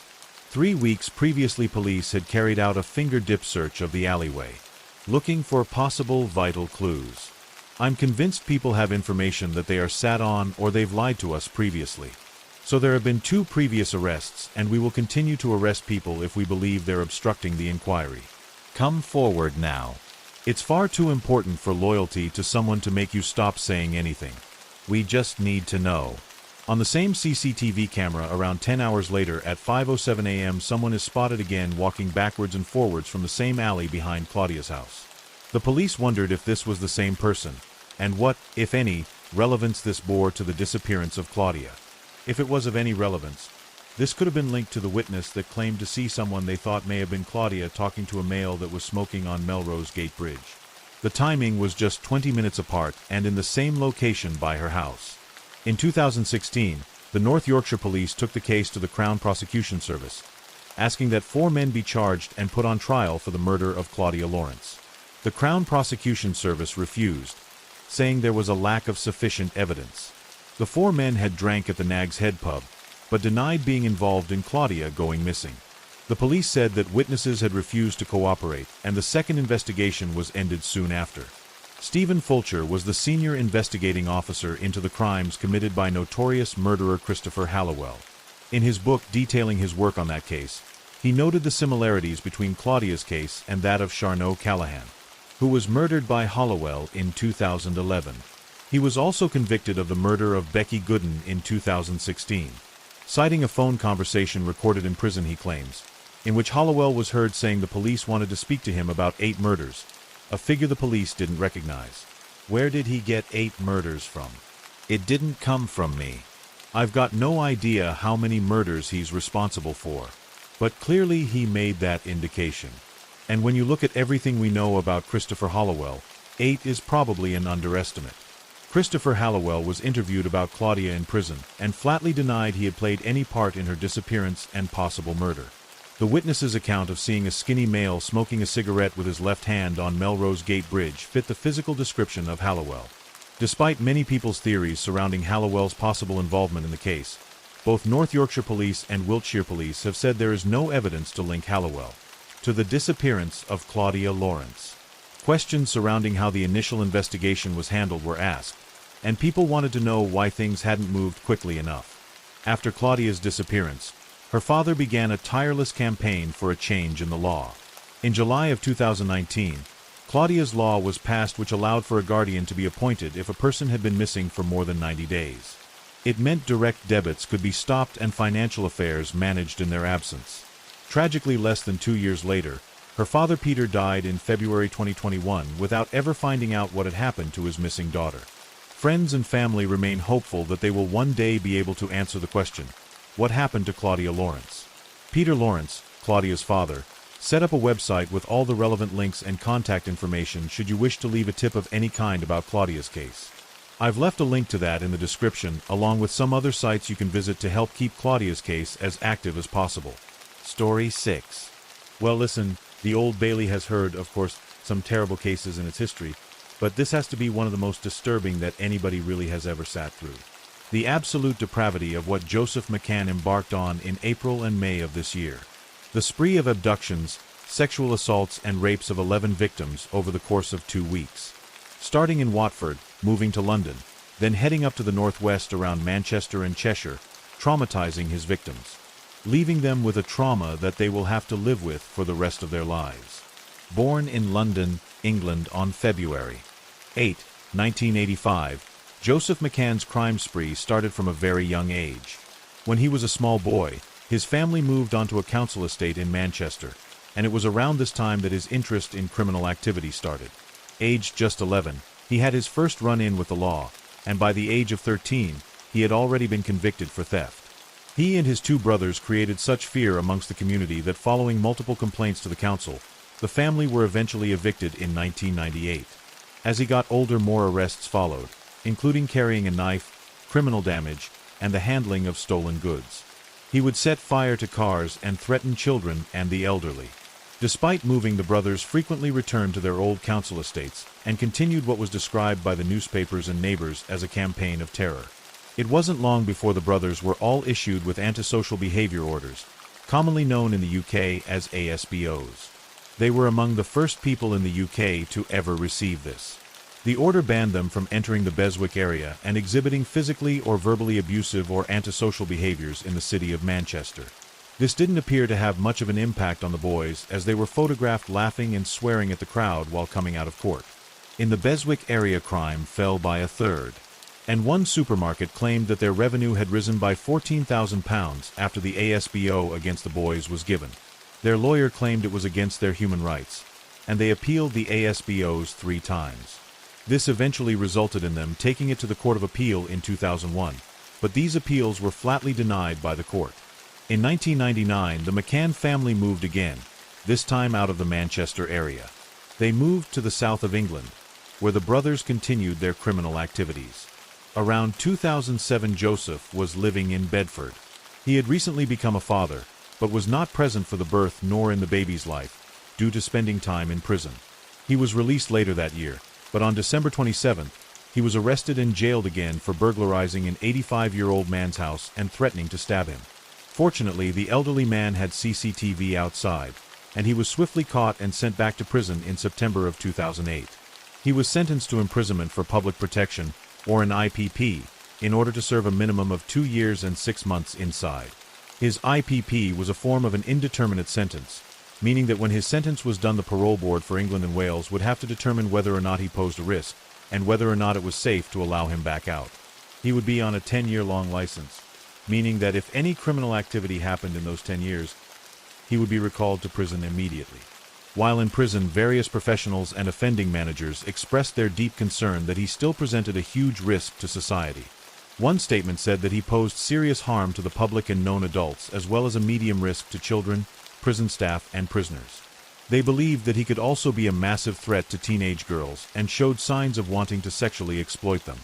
Due to the analysis of the professionals, his many appeals for release were denied, and he spent over 8 years in prison. While Joseph was doing time, his brother Sean was also serving a 2-year sentence at HMP Peterborough for assault. Sean took his own life while in prison. Joseph completed several rehabilitation courses and was eventually released on license in March of 2017. After he was released, he went back to Buckinghamshire to live with family and then quickly moved out and off the radar. This meant his offender manager was not able to contact him or keep track of where he was. Despite his long stint in prison, he wasn't deterred and the crimes just didn't stop. A few months later he was arrested again and spent another 2 years in prison. When sentencing him, the judge told him that it would run concurrently with his IPP sentence. However, his offender manager team did not recall him on that sentence. If they had done, he would have had to appear before a parole board again before being considered for release. Unfortunately, this meant he was able to be released just halfway through his sentence. Staff at the prison contacted the probation services about their concerns surrounding the fact his sentence was not running alongside his IPP. They felt he was still evidently a very imminent threat to the public. Despite this, in 2019, he was released without appearing in front of a parole board. He continued to move around the country, evading his offender manager team's attempts to contact him. On the 21st of April 2019, his crime spree would take a much more frightening and sinister turn. At 3:30 a.m., he abducted a 21-year-old woman at knife point as she was walking back from a nightclub. He drove her back to an unknown house and raped her. Although he had told her his name was Joel McCann, he was identified the very next morning by Hertfordshire police. However, they couldn't locate him. Just 4 days later, he abducted another woman in northeast London and subjected her to a horrific sexual assault over the space of 14 hours. He was spotted casually making a stop to a drive-thru with a frightened woman in the back seat. She was also still in his car when he held another woman at knife point and forced her into the vehicle. While drinking bottles of vodka, he drove to Watford with the women and attempted to book into a hotel. After he was unsuccessful, one of the women smashed the vodka bottle over his head, allowing them both to escape. Investigators drew up a list of suspects based on previous offending. But as McCann had never committed a sex offense before, he wasn't on the list. These cases weren't linked with the 21st of April attack until over a week later. Following this, a nationwide manhunt was on to find Joseph McCann, and a reward of £20,000 was put up for anyone who could help. On the 5th of May, McCann was back in Manchester. He met a woman in a bar and convinced her to let him go back to her house. Once at her house, he tied her up and raped both her 17-year-old daughter and her 11-year-old son.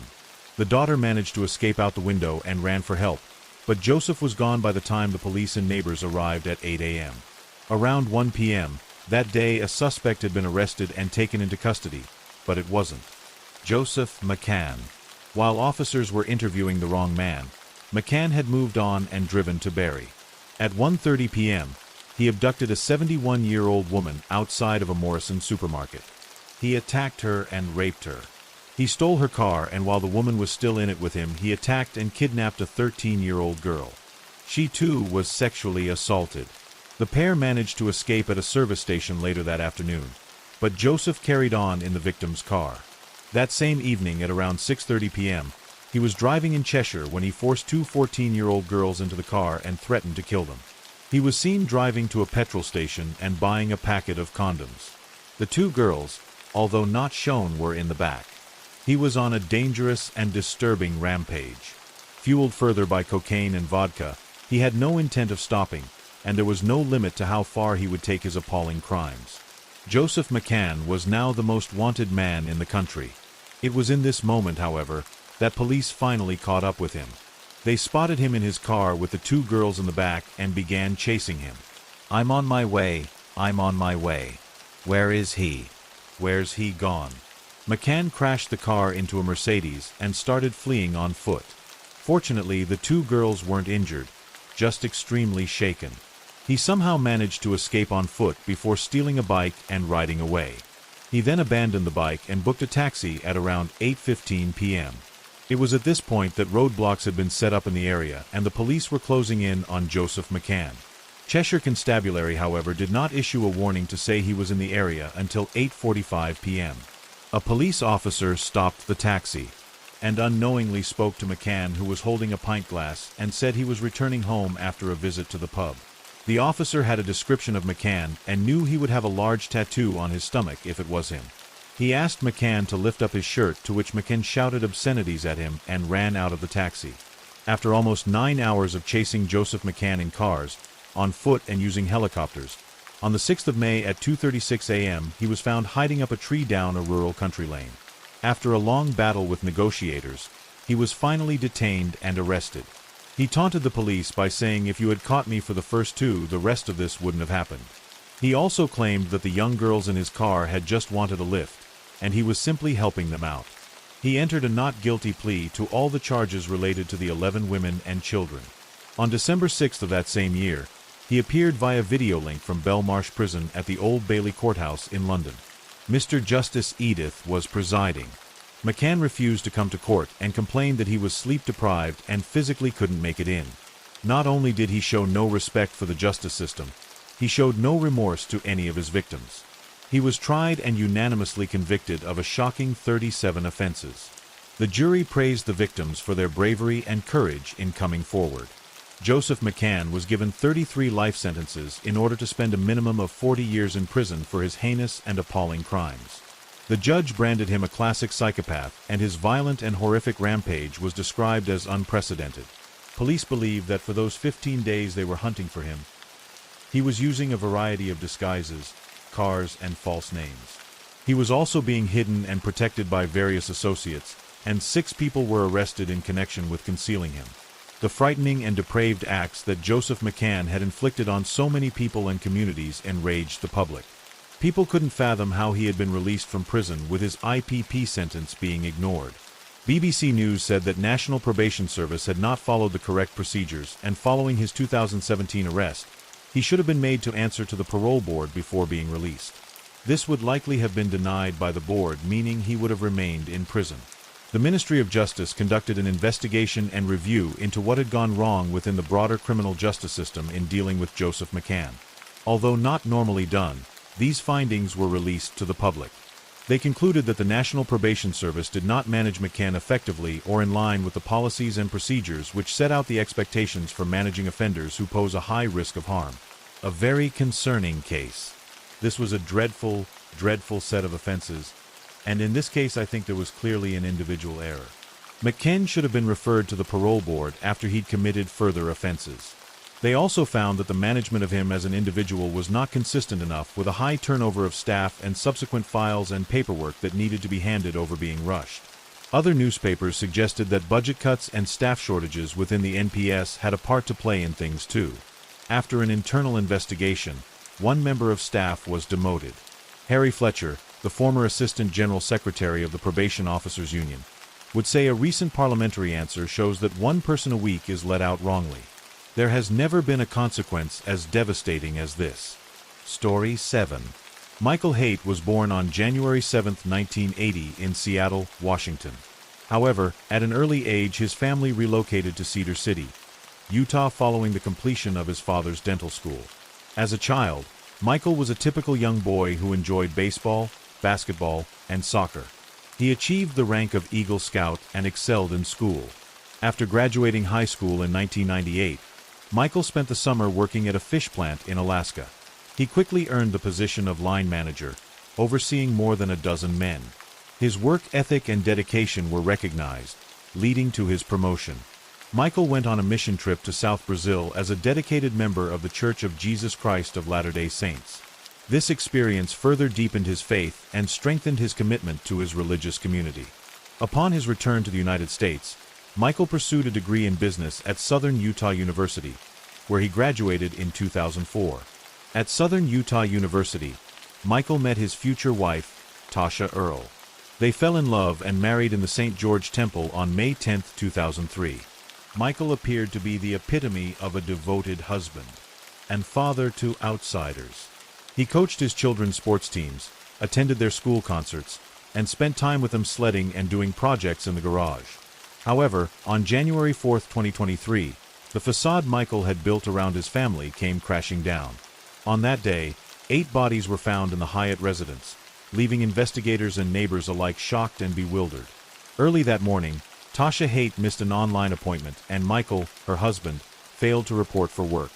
Their colleagues grew concerned and contacted the police to perform a welfare check at the Haight residence in Enoch. Officers arrived at the Haight residence, but upon knocking, they received no answer. As they walked around the property, the officers observed that it did not appear as if anyone was home. Knowing that the Haight's had 5 children, the police contacted the Iron County School District to verify if any of the children were at school that day. However, it was discovered that none of the children were present. When the police arrived at the Haights, they cleared the premises to ensure no immediate danger was present. After a thorough search, they confirmed that no one needed medical attention and that there were no signs of an active threat. The Haights lived in a single-story residence with a basement. Detectives arrived on the scene a short time later after the home was declared a crime scene. Upon entering the main bedroom, the detectives noticed that the 4-year-old Gavin was laying flat on his stomach, his head turned to the left. One of his arms was placed under his head on a comfortable pillow, while a blanket covered a portion of his body.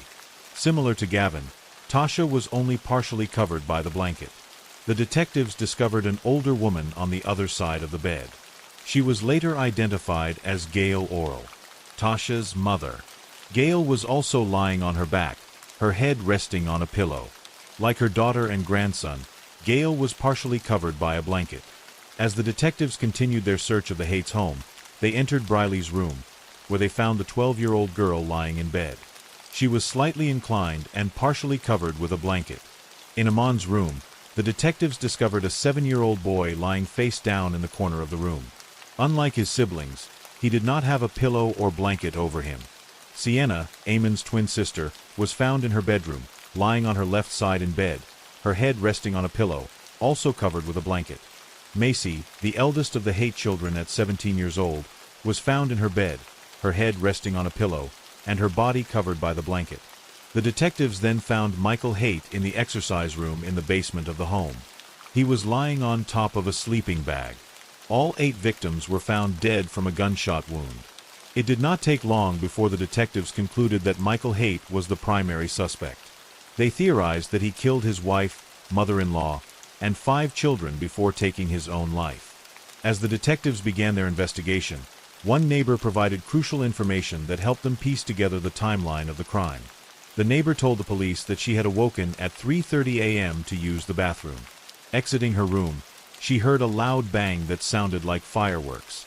However, she quickly noticed that it was past the legal date for fireworks to be allowed in the neighborhood, leaving her feeling annoyed. The neighbor continued, stating that after the initial bang, she heard 2 more in quick succession. This noise was followed by a short pause, followed by another bang.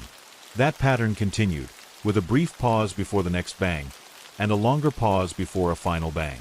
Based on the neighbor's statement and the condition of the 8 bodies found inside the house, the detective speculated that the bangs she had heard around 3:30 a.m. were directly related to the events that unfolded that night.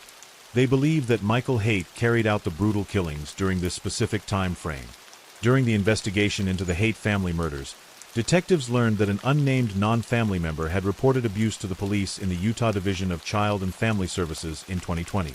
This individual revealed that Macy, who was 14 years old at the time, confided in them about her fear of her father. That revelation sparked a further investigation into the Haight household. Following receipt of the DCFS report, Macy and her parents were interviewed separately.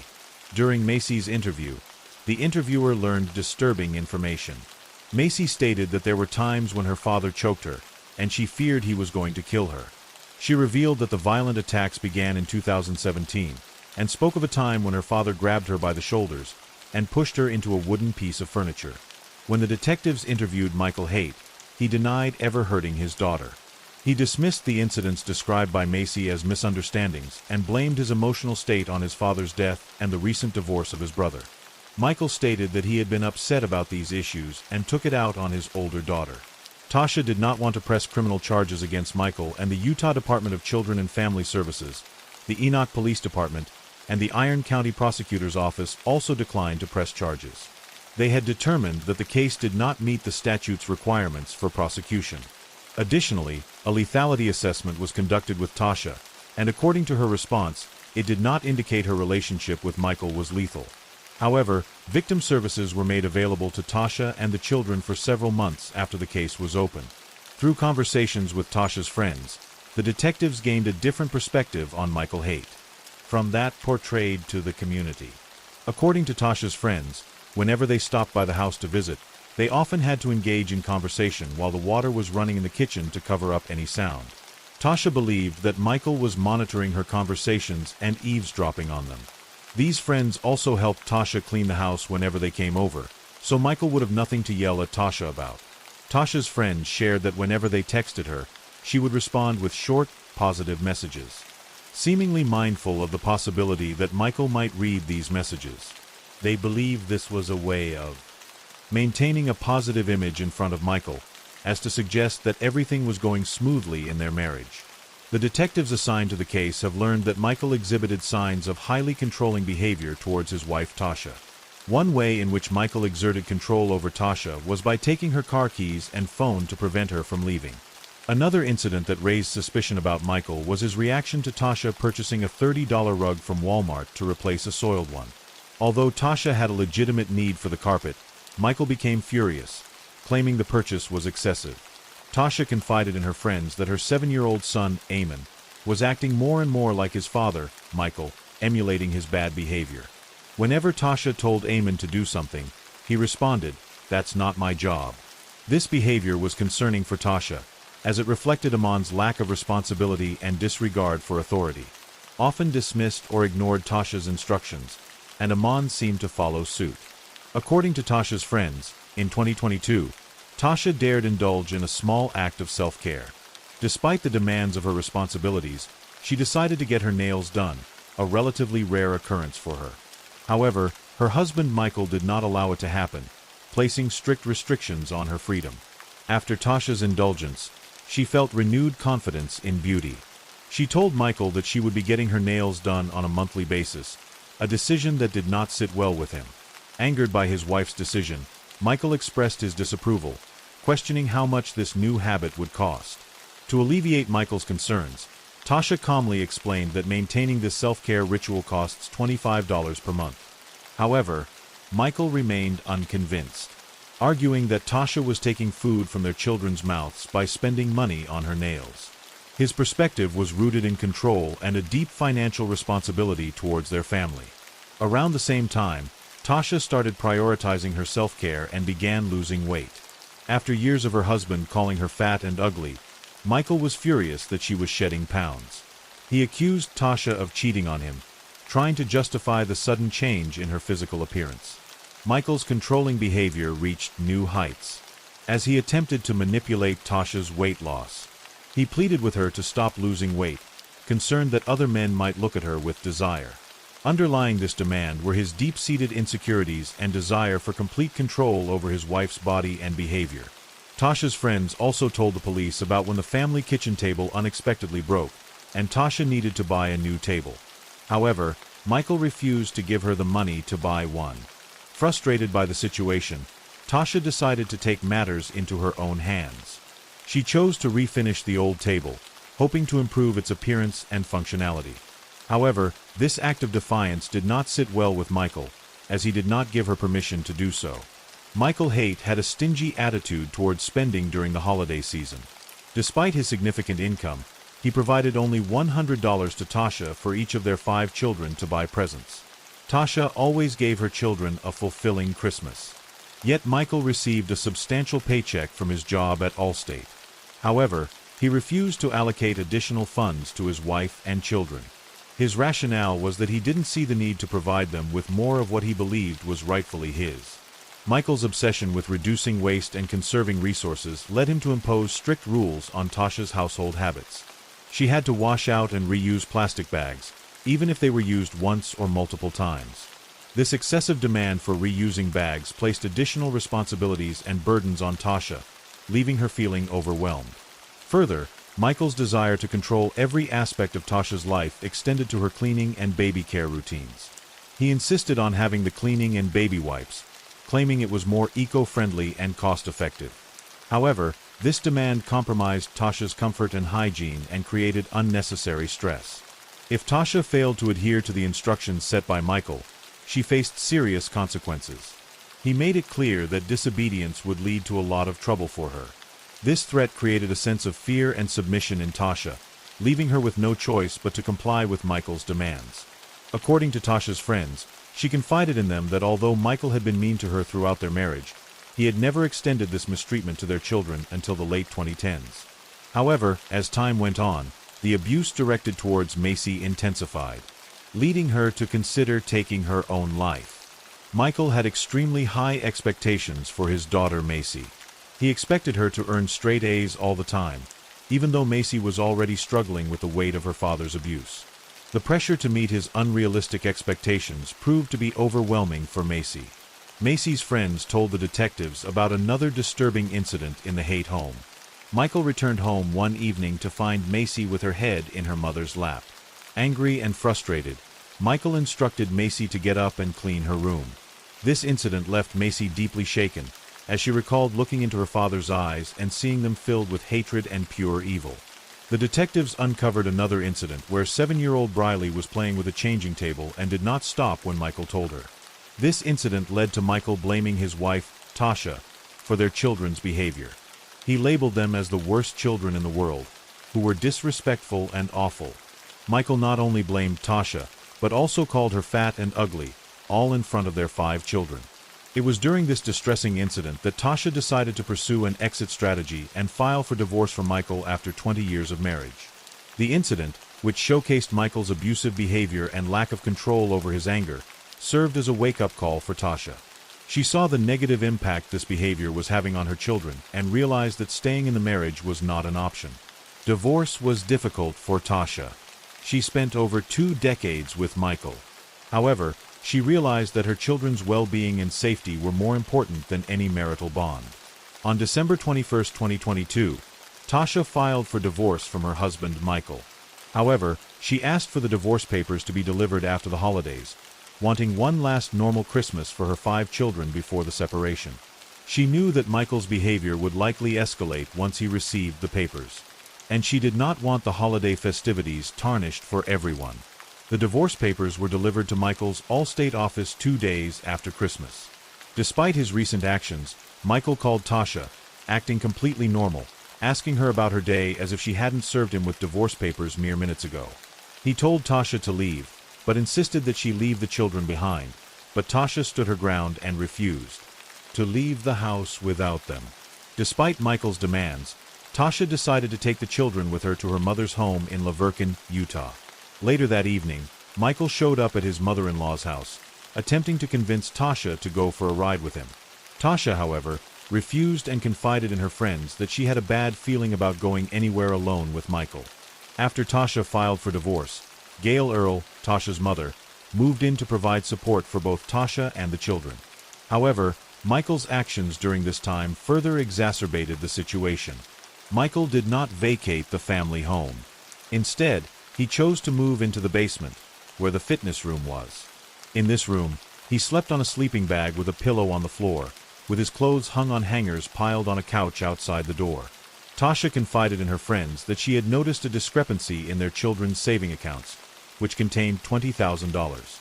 She discovered that Michael had secretly transferred the money out of these accounts without her knowledge or consent. Furthermore, Tasha inherited several firearms from her father after his death, including hunting rifles and a handgun. At the start of January 2023, Tasha discovered all the firearms were missing from her house. Upon further investigation, it was revealed that Michael had removed the weapons, leaving Tasha and her family vulnerable in case of an emergency. Michael and Tasha's oldest child, Macy, had expressed to several of her friends that she welcomed her parents' divorce. Macy confided that there would be peace without her father, Michael, in the home. She yearned for the tranquility that a divorce would bring. Furthermore, Macy had a secret phone that she hid in her room. According to one of her friends, Macy used this phone to record her father when he acted crazy. She confided in this friend that she was doing this to gather evidence to support her parents' divorce. However, Tasha found the phone and hid it away. Macy's younger sister, Briley, also endured a tumultuous home life. Due to the constant drama at home, Briley often sought refuge at her neighbor's house. This neighbor had grandchildren of a similar age, and Briley found solace in the company of these children. Briley disclosed to a friend that she was happy about her parents' impending divorce. She even mentioned purchasing some new books, but she refrained from telling her father out of fear that he might get angry with her. On January 3, 2023, Tasha met with her attorney to discuss her ongoing concerns about her divorce from her abusive husband, Michael. During their conversation, Tasha revealed that although Michael was still living in the family home, she was relieved that he had recently relocated to the basement. Given Michael's volatile behavior, the attorneys pressed Tasha on whether she ever experienced any concern for her or her children's safety. Despite Michael's occasional outbursts, Tasha reassured her attorneys that she never feared for her or her children's well-being. In hindsight, it is clear that Tasha's optimism and misplaced faith in her husband were tragically misplaced.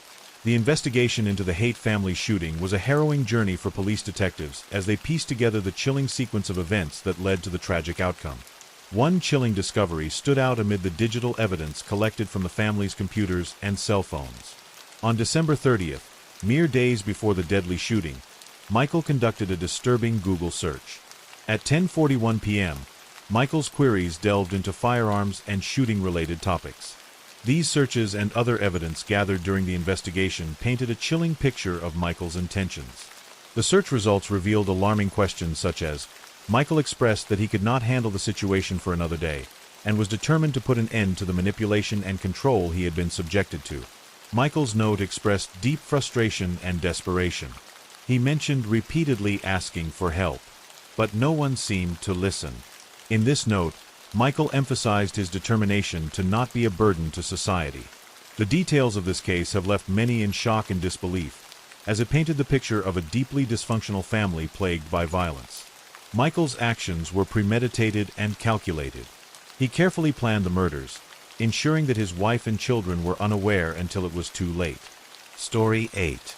On April 6, 2009, near Bridgend in South Wales, a truck driver pulled over to the shoulder of National Road A48. Just a few yards from the highway, at the bottom of a small ravine, he noticed an old suitcase partially concealed by tall grass. The unusual placement and shape of the suitcase sparked his curiosity. Deciding to inspect it, he unzipped the bag and was horrified to find a human hand. Shocked by the discovery, the driver immediately contacted emergency services. Kirsty Wilkinson was born on June 19, 1984, in Coventry, England. Her parents, David and Catherine Wilkinson, were already raising two daughters, Kirsty's older sisters, Sonia and Haley. The family enjoyed a close-knit atmosphere, fostering a sense of love and support among all members. Catherine shared an especially warm and trusting relationship with Kirsty. When Kirsty turned 14, family moved to Bridgend, South Wales. This marked a turning point in her life. The move coincided with her teenage years, introducing new social and emotional challenges.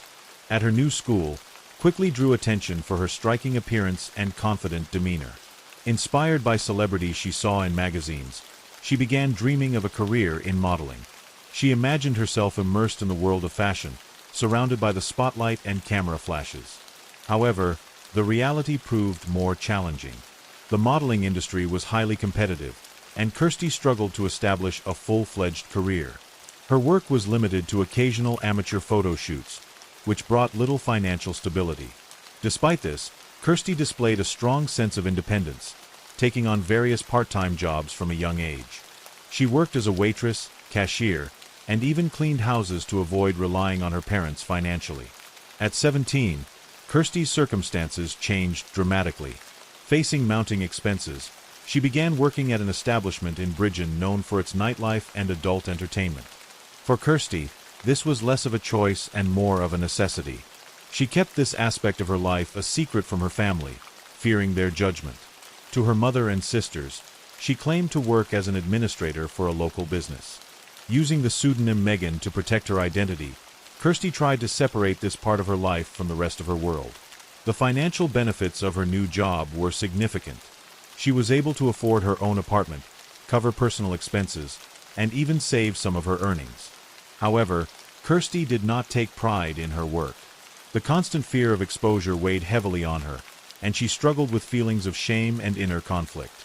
She longed for a way to leave that chapter of her life behind and start over on a clean slate. Despite her secret job, Kirsty maintained close ties with her family. Her parents saw her as responsible and goal-oriented, completely unaware of the real source of her financial independence. Kirsty continued to create the illusion of a stable and ordinary life, holding on to the hope that one day she could leave her double life behind and pursue her youthful dreams of normalcy and stability. Paul Grabbett was born in 1983 in South Wales. His childhood was marked by constant conflicts and financial instability. His parents frequently argued, often neglecting their son, which left Paul with a sense of being unwanted. From an early age, Paul displayed troubling behavior, clashing with teachers and peers and skipping school regularly. His academic performance was poor, and his parents' attempts to discipline him proved unsuccessful. By his teenage years, Paul began showing a tendency toward aggressive behavior. He was frequently involved in fights, and was openly disrespectful toward teachers. His reputation at school worsened until he eventually dropped out, leaving his education incomplete. Around this time, Paul developed an interest in prohibited substances. What began as experimentation with mild substances escalated over time to more severe addictions, which intensified his aggression and isolation. At 18, Paul started working in escort services. Seeking funds for his habits, he offered his services to both women and men. This line of work became his primary income source, but came with significant risks. Paul faced threats, aggression, and humiliation, fueling his anger and sense of injustice. This path also drew him into the criminal world, where he formed connections that enabled his destructive lifestyle to continue. Paul's behavior became increasingly hostile. One notable incident involved a dispute with a neighbor whom he accused of damaging his car. Paul not only threatened the woman, but also attacked her with a bat, forcing her to leave the neighborhood. Such incidents were not uncommon, and many people in his community avoided interacting with him. By the time Paul met Kirsty in 2004, he was living an isolated and chaotic life. Escort work, dependency on prohibited substances, and a proclivity for aggression had become central to his existence. His issues with anger management and manipulative tendencies often caused harm to those around him. When Kirsty met Paul, she couldn't foresee how his troubled past would lead to tragic consequences in her own life. In 2004, Kirsty Wilkinson and Paul Gravitt crossed paths at a party held in one of Bridgen's nightclubs. Kirsty was 20 years old, and Paul was 21. Both were at challenging points in their lives. Kirsty continued working at an establishment she kept secret from her family, while Paul was deeply entrenched in substance dependency and survived on a regular income from escort services. Despite their differences, a connection developed between them, initially based on mutual attraction. Their first meeting was purely coincidental. The party was loud and mutual friends introduced them to one another. Kirsty was drawn to Paul's confidence, while he was captivated by her appearance and charming smile. They spent the evening together, but it didn't lead to any serious commitments. After that night, they kept in touch occasionally, but didn't maintain a close relationship. For Kirsty, it was just a fleeting moment in her life with no promise of significant changes. Their connection rekindled at the end of 2007, 3 years after their initial encounter, under unusual circumstances. Paul, as a client, happened to visit the same establishment where Kirsty worked. She was using her pseudonym, Megan, but Paul recognized her and approached her for a conversation. Their initial exchange was awkward, but it soon turned into a friendly chat. Paul mentioned that he had often thought about her since their first meeting, and suggested they see each other outside of work. From that point, their relationship began to develop rapidly. They started spending more time together, going for walks and sharing personal stories. Kirsty, who had kept her professional life hidden from those close to her, found in Paul someone who seemed to understand and accept her without judgment. Paul, in turn, displayed confidence and charm, masking the troubled aspects of his past. Kirsty quickly started believing that Paul could be her prince, someone who would help her turn her life around. She was impressed by his talk of wanting to change his life and settle down to start a family. The understanding she thought they shared gave her hope that her life could improve. Paul skillfully fed into this romantic fantasy, often boasting about his alleged achievements, including past jobs as a mechanic, a race car driver, and even a dancer. However, despite the outward appearance of harmony, their relationship was built on half-truths from the start. Paul knew about Kirsty's profession, but kept his true motives hidden. To him, she represented not just a romantic interest, but also a potential financial safety net. Kirsty, on the other hand, trusted in the sincerity of their bond and began to confide in Paul more than she had in anyone else. In December 2007, just weeks after reconnecting with Paul, Kirsty surprised her mother, Catherine, by announcing her engagement. According to Kirsty, Paul had proposed and she had accepted without hesitation. Kirsty believed she had found the man of her dreams, someone who would embrace her for who she was, despite her secret life. The news came as a complete shock to her family, as none of them were even aware of Paul's existence. Catherine immediately expressed her concerns. She felt the relationship was moving too quickly, and that Kirsty didn't know Paul well enough. She urged her daughter to delay the wedding to allow more time to understand Paul's character and intentions. Catherine suggested postponing the ceremony for at least a few months, but Kirsty was adamant. She and Paul had already chosen a date, February 2008, just 5 weeks after their engagement announcement. The family's first meeting with Paul only heightened their concerns. When Kirsty brought him home, he made a poor impression. Paul appeared disheveled, dressed casually, and interacted with Kirsty's parents with a noticeable lack of respect.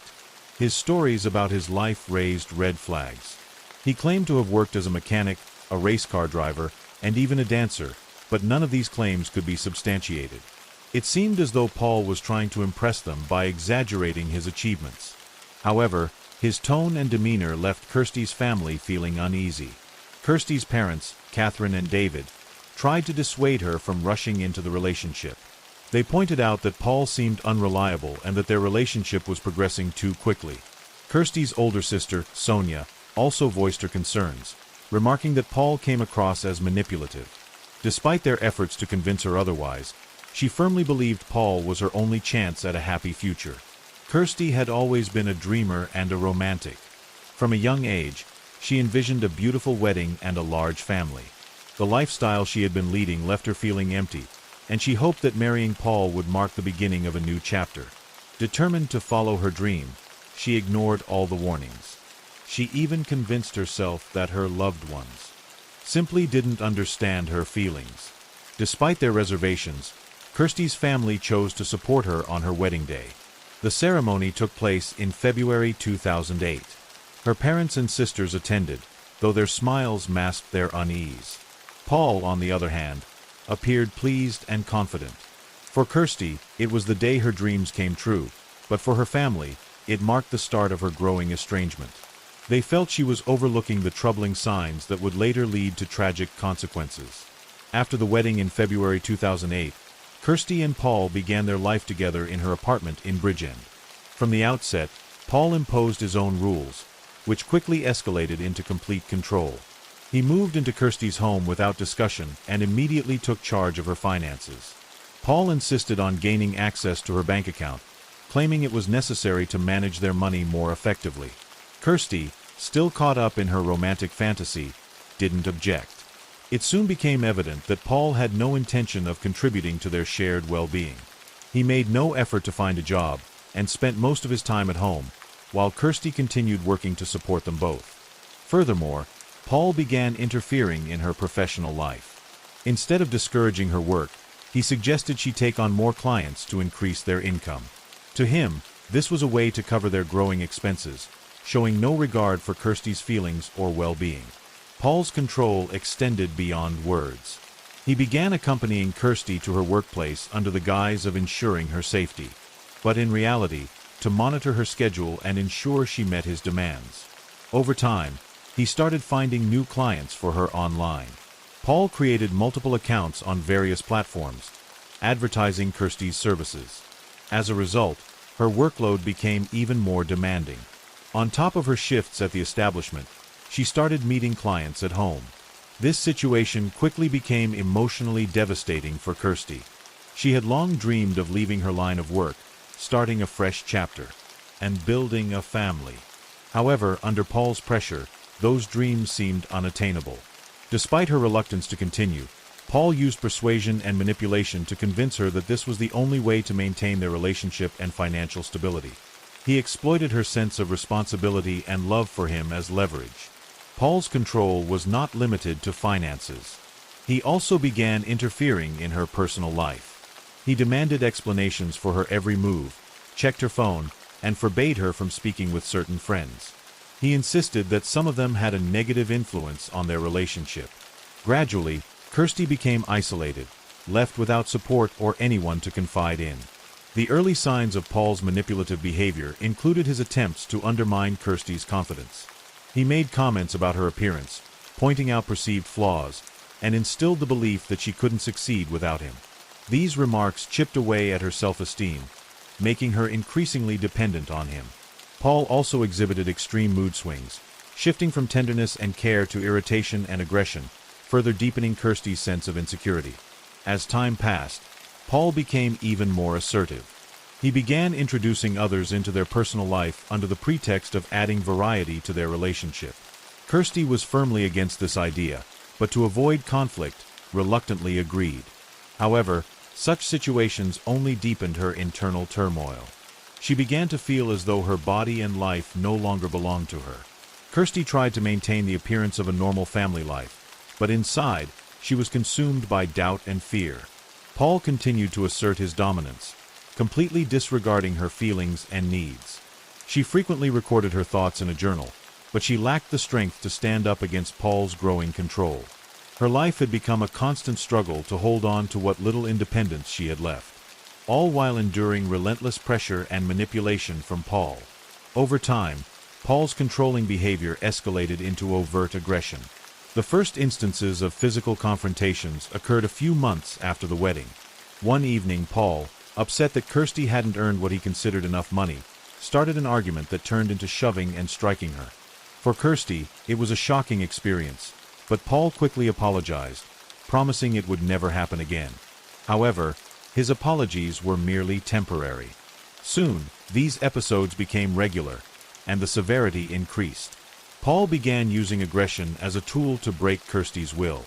When she refused to comply with his demands, he would escalate from threats to physical actions. One such instance occurred when Kirsty attempted to discuss her desire to leave her job at the establishment. Paul rudely interrupted her, called her ungrateful, and struck her. Afterward, he tightened his control, further restricting her ability to make decisions independently. Kirsty's mother, Catherine, began suspecting that her daughter was unhappy in her marriage. She tried to have an open conversation with her, but Kirsty either avoided the topic or diverted the discussion. Sensing danger, Catherine warned her that Paul could pose a serious threat to her safety. However, Kirsty dismissed these concerns, convinced that she could change the situation with patience. Kirsty's inner doubts grew, but she clung to the hope that things might improve. Her diary entries revealed that she recognized the toxic nature of her marriage, but couldn't muster the strength to leave. Fear of the unknown, feelings of guilt, and her psychological dependence on Paul kept her trapped in a relationship that was steadily eroding her sense of self. On March 28, 2009, Kirsty and Paul decided to spend the evening with friends at a nightclub in Swansea. Throughout the night, they consumed alcohol and other substances, which was not unusual for them. According to witnesses, there were moments of tension between the couple, leading to periodic arguments. Paul appeared irritable, while Kirsty seemed to be avoiding conflict. The night culminated in a heated argument close to midnight, after which Paul left the party and went home alone, leaving Kirsty with their friends. Not wanting to follow him immediately, Kirsty decided to stay and finish the evening with her friends. They later described her as appearing tired and downcast, but trying not to show her emotions. Late that night, Kirsty called a cab to take her home. The taxi driver later stated that he dropped her off at the house, where she confidently walked inside. This was the last time anyone saw her alive. The following day, Paul told Kirsty's mother, Catherine, that his wife had left early that morning, supposedly taking some belongings and cash. He claimed he hadn't heard anything, because he was asleep. Paul also suggested that Kirsty might have gone to see another man. Catherine found his story suspicious, since Kirsty had left behind her bank cards and personal items, an unusual move for someone planning to start a new life. Another suspicious detail came to light when it was revealed that Kirsty had attempted to call emergency services during the night, but the call was disconnected due to a poor signal. Police later discovered that, around the time Kirsty allegedly left, neighbors reported hearing muffled screams and sounds of a struggle. These facts, combined with the lack of any evidence suggesting she left voluntarily, led her family and investigators to suspect foul play. After Kirsty was reported missing, the police immediately launched an investigation. The primary suspect was her husband, Paul Grabbit, as his behavior had raised concerns from the start. Paul claimed he had been asleep during the night, and noticed the next morning that Kirsty had taken a few belongings and left. However, his version of events didn't align with the facts.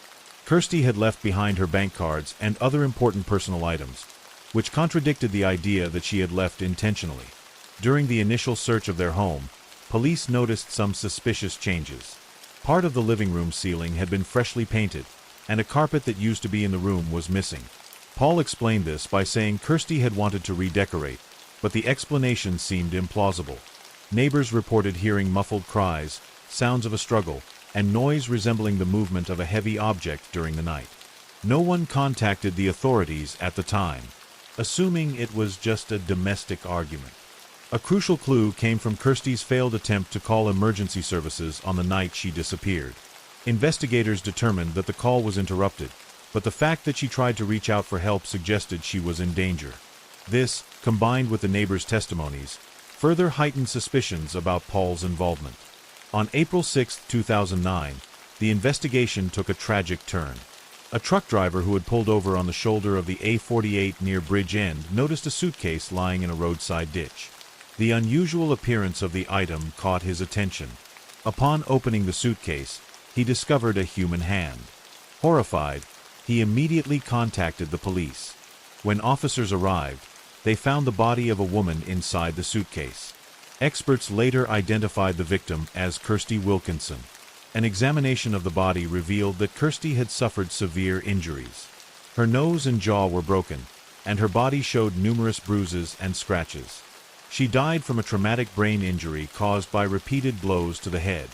Additionally, there were signs of strangulation, indicating an attempt to asphyxiate her during the altercation. Investigators determined that her body had been moved from another location before being left in the ditch. On the same day, police arrested Paul. During interrogations, he denied any involvement, claiming he had no knowledge of Kirsty's whereabouts after she left. However, his nervous demeanor raised further suspicion. Investigators also discovered that the day after Kirsty's disappearance, Paul used her bank card to withdraw money and visited a massage parlor, actions that appeared highly suspicious under the circumstances. Testimonies and forensic evidence revealed the tragic timeline of the crime. On the night of Kirsty's disappearance, an argument broke out between her and Paul. Paul attacked her, striking her multiple times and attempting to strangle her. After Kirsty's death, Paul moved her body to the living room, where he tried to fit it into a suitcase. Facing difficulties due to the size of her body, initially considered dismembering it, but abandoned the idea, lacking the necessary tools. Ultimately, he managed to force her body into the suitcase and transported it to a roadside ditch where he disposed of it. Later, traces of blood were found in Kirsty's home, which Paul had unsuccessfully tried to clean. Paint stains on the ceiling were discovered, covering splatter marks. These pieces of evidence, combined with witness accounts and Paul's behavior, became crucial in proving his guilt. Kirsty's diary entries further revealed her fear of Paul and her desire to leave, reinforcing the accusations against him. The trial of Paul Gravett began in early 2010. Prosecutors presented a detailed timeline of events based on evidence collected by police and witness statements. Key pieces of evidence included the bloodstains in the living room, which Paul attempted to conceal by repainting the ceiling and removing the carpet. Forensic experts confirmed the blood matched Kirsty's and indicated a violent confrontation. Injuries on her body showed signs of severe aggression. Witnesses, including neighbors, reported hearing sounds of a struggle and muffled cries from the house on the night Kirsty disappeared. A taxi driver confirmed he dropped Kirsty off at her home shortly before her death. Police presented records of Kirsty's call to emergency services that failed due to a poor signal, indicating she had tried to seek help. Another critical piece of evidence was Paul's use of Kirsty's bank card for transactions, including withdrawing money and visiting a massage parlor after her death. During the trial, Kirsty's diary entries were read aloud. In them, she described her fear of Paul, his manipulative behavior, and his aggression. These records painted a picture of a life filled with control, intimidation, and financial exploitation. Prosecutors emphasized how Paul dominated Kirsty's life, disregarding her safety and well-being. Paul denied any wrongdoing, claiming Kirsty left their home voluntarily, and suggesting her death was caused by an unknown person. However, his account was contradicted by evidence and witness statements. Investigators also uncovered that Paul had attempted to craft an image of a carefree husband, telling others that Kirsty had run off with another man. After a lengthy trial, the jury found Paul guilty of committing the crime. The judge highlighted the exceptional cruelty of the act, its selfish motives, and Paul's complete lack of remorse. On February 4, 2010, Paul Grabbit was sentenced to life in prison with a minimum term of 19 years. While the sentence brought some relief to Kirsty's family, it could not undo their devastating loss. The trial revealed details about Kirsty's life that her family had never known. They were overwhelmed with grief and guilt, believing they could have prevented the tragedy. For them, the proceedings were not only the conclusion of the case, but also a painful reminder of the devastating impact of toxic relationships and control. After Kirsty's death, the Wilkinson family was left deeply scarred, both emotionally and psychologically. Her mother, Catherine, struggled with a constant sense of guilt. She replayed in her mind all the warnings she had given Kirsty, the words her daughter had ignored, and her gut feeling that Paul was a danger to her. These thoughts consumed her, amplifying the pain of the loss. Kirsty's father, David, withdrew into himself, avoiding any discussions about the tragedy. Losing their youngest daughter shattered the unity of their family. Kirsty's older sister, Haley, was profoundly affected by her death. The two had always been close, and the loss left a void in Haley's life that she struggled to fill. Unable to cope with the growing weight of her depression and feelings of helplessness, Haley turned to alcohol in an attempt to numb the pain. 5 years after Kirsty's death, Haley passed away from alcohol poisoning at the age of just 31. This second tragedy struck the Wilkinson family with another devastating blow, leaving them mourning yet another daughter. For Sonia, Kirsty's other sister, the loss was a harsh lesson on the importance of protecting loved ones. She tried to support her parents, but carried her own deep sense of sorrow. The Wilkinson family was left with a wound that no verdict or sentence could heal. The tragedy destroyed their lives, leaving behind a lasting mark that they would carry with them forever. As the rain gently falls and the night grows deeper. Thank you for joining me here at Mr. Night Scared. True crime stories remind us of life's mysteries and the importance of staying aware, even as we seek comfort in the quiet of the night. Let the rain carry you to a peaceful sleep, and until we meet again, stay safe, stay curious, and let the night watch over you.